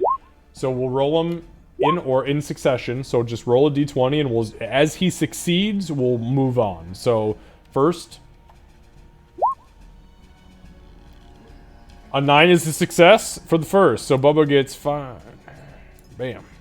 Alright. I'm moving him, by the way, to see how far he gets here. Oh, Bubba! God damn it. Go ahead and give me a dexterity saving throw for... Oh, God, I made him small. Shit, sorry about that. He's shrunk. I'm gonna be on you like a spot. Yeah, that's what happens when he gets He's killed. on strength He now. needs that pill. Alright, so go ahead and give me a d20 roll, and we're going to add +4 to it. Because he's got a good dex save. Oh, fuck! He didn't fall that far, thankfully. Yeah, he takes 1 point of damage as he falls from the Nice. zip line. He's good. Oops. Yeah, he's There we go. So he's alright. He's alright. He goes flying down the zip line, but he cannot maintain the swoop and the swerve as he's going down, hitting the bumps, by the way, because this is not just a solid zip line. This is a zip line that was made out of like 3 ropes. And he falls, hits it, and then he does not succeed, so he's gonna slide down near the water, so that's where he lands because he slides down the cliff face. But he takes very minimal damage. But now, Bubba has swim speed. He's got 30 fucking feet. Yep, so I'll just move him. It's just like he was using the zip line. This was all intentional, friends. I believe Bubba knew what he was doing. I believe he's right there at the dock with 30 feet. Yes, he is. All right, beautiful. All right, so next we are moving on to Tabblegod. Tabblegod. So you have seen not only the vampire spawn explode in front of you, but the archer that was shooting you explode in front of you, and then Calypso blew the skeleton that was trying to pull you over the edge into pieces, and you are standing here by yourself. What would you like to do? You have a skeleton down to the south, and 2 skeleton. Well, actually, you don't know where the other 2 skeletons are, but you can definitely see this guy. Before I start fucking these guys up, I will look at Calypso. I will say, "Thanks for that," and then He's such an intense role I player. will use my crossbow on that guy. Now, I'm not gonna try to dissuade you from using your crossbow, but what I'm gonna say is that if you are interested, just so you know, a 10-foot jump out of here is not that big of a thing for somebody like you, and with your movement, you could still get into melee and use your flail. I'll leave it at that, just so you know. Actually, yeah. Okay, so let's go ahead and give me an athletics check for the jump. And then climbing up and out of the water is no big deal. Oh, well, unless you nat 1. Oh, no, fucking 15. Are you kidding me? Look at you. You're a champ. Don't doubt yourself. You can do this. You can do it. All right, so you jump absolutely no problem. Give me a sec, though, because you will still take damage, but it's half damage. So you take 1 point of falling damage as you jump out. So go ahead and add that 1 point to your damage tracker. I've updated your token. And then I'm assuming you said you were moving straight up into melee, right? Yes. So I Alright. will instead take out my flail again, and I will swing at that guy. Beautiful. Alright, go ahead and give me a couple of attacks, please. Oh, fuck. Yeah, 25 hits. Fighters, man. Fighters. Now you guys know how I feel when I roll my flail attacks and they actually hit. It's rare, but it happens.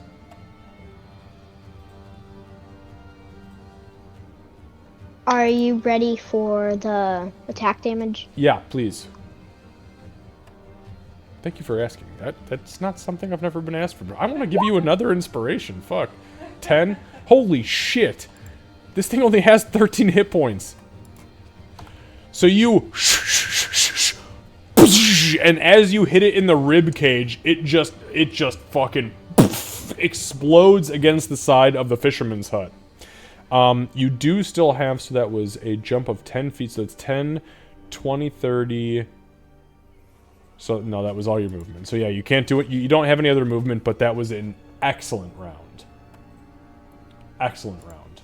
Ulvrig, time to do some work, baby.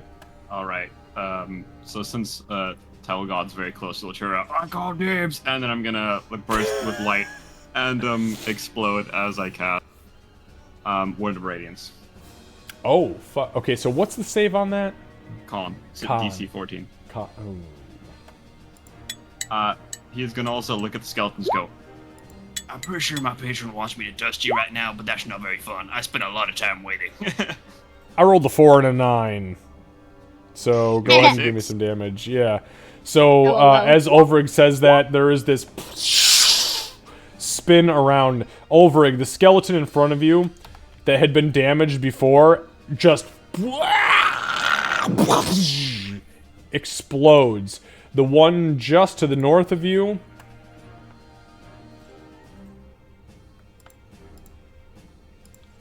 Hang on. Holy shit. How much was that? 6? Okay, 12. Alright. So the one just to the north of you...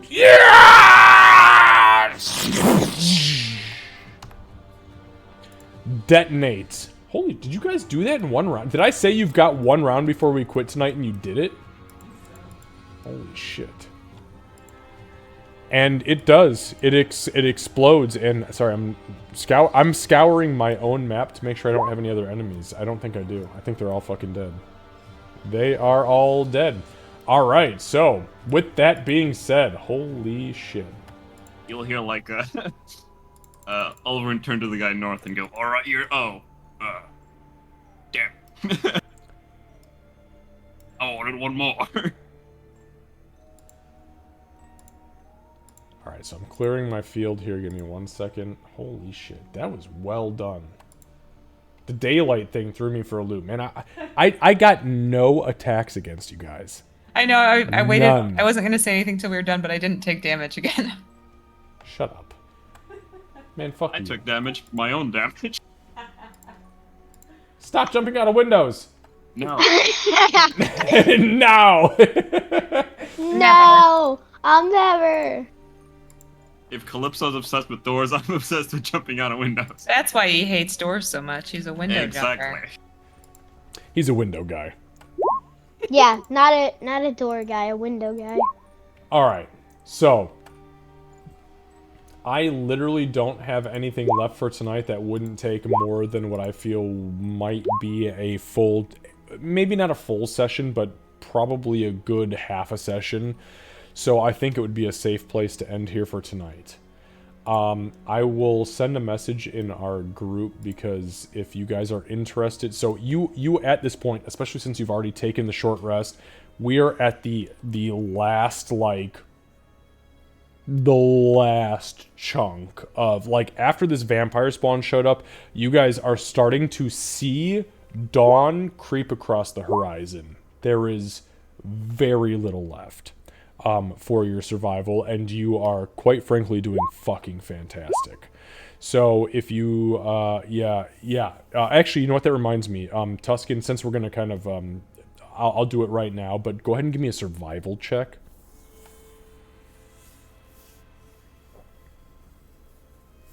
If you find any of mine, you could keep them. 11. Okay, give me one sec for my chart.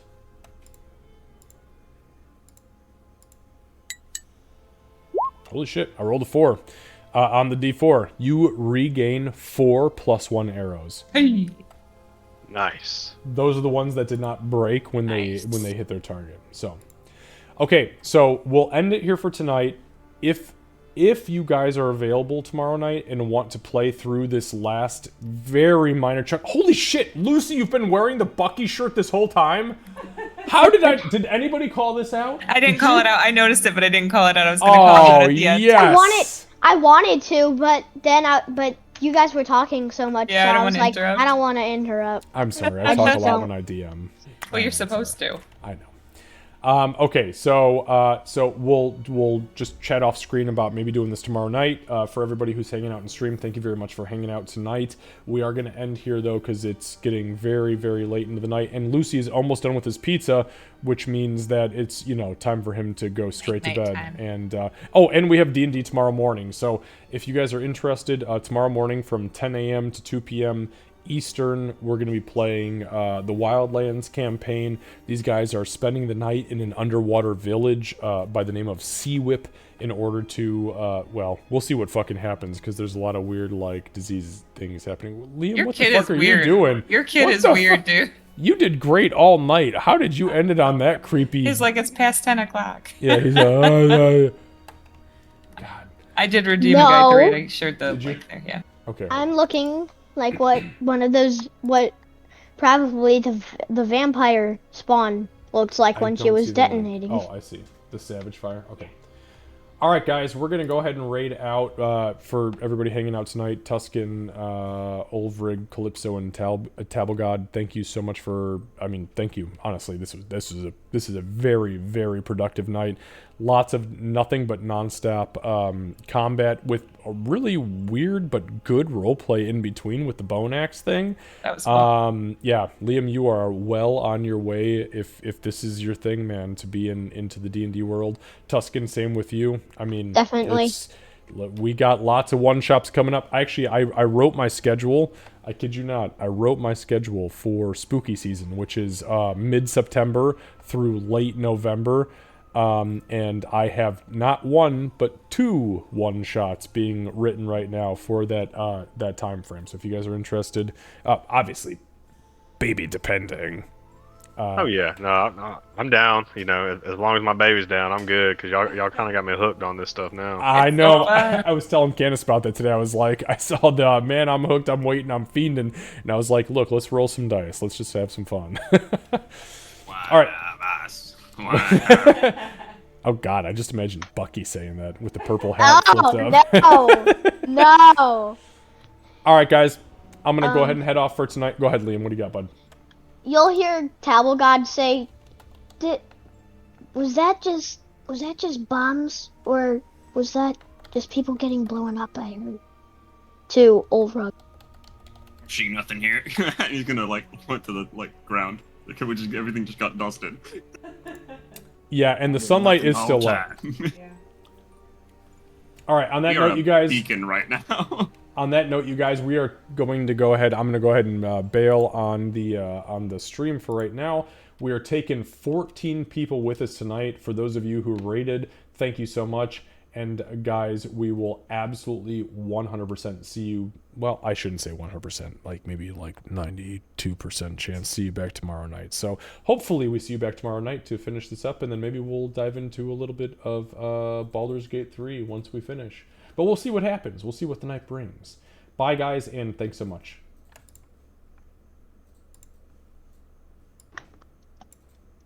How do I close the camera? Just X out of the browser. Yep, just close out of the browser. And thank you guys so much. Yeah, I had a lot of fun. I'm glad you guys both took to it crazy. Who is this fucking guy? The what? He's from Joe's stream. The what? Savage Fire. He's from Joe's stream.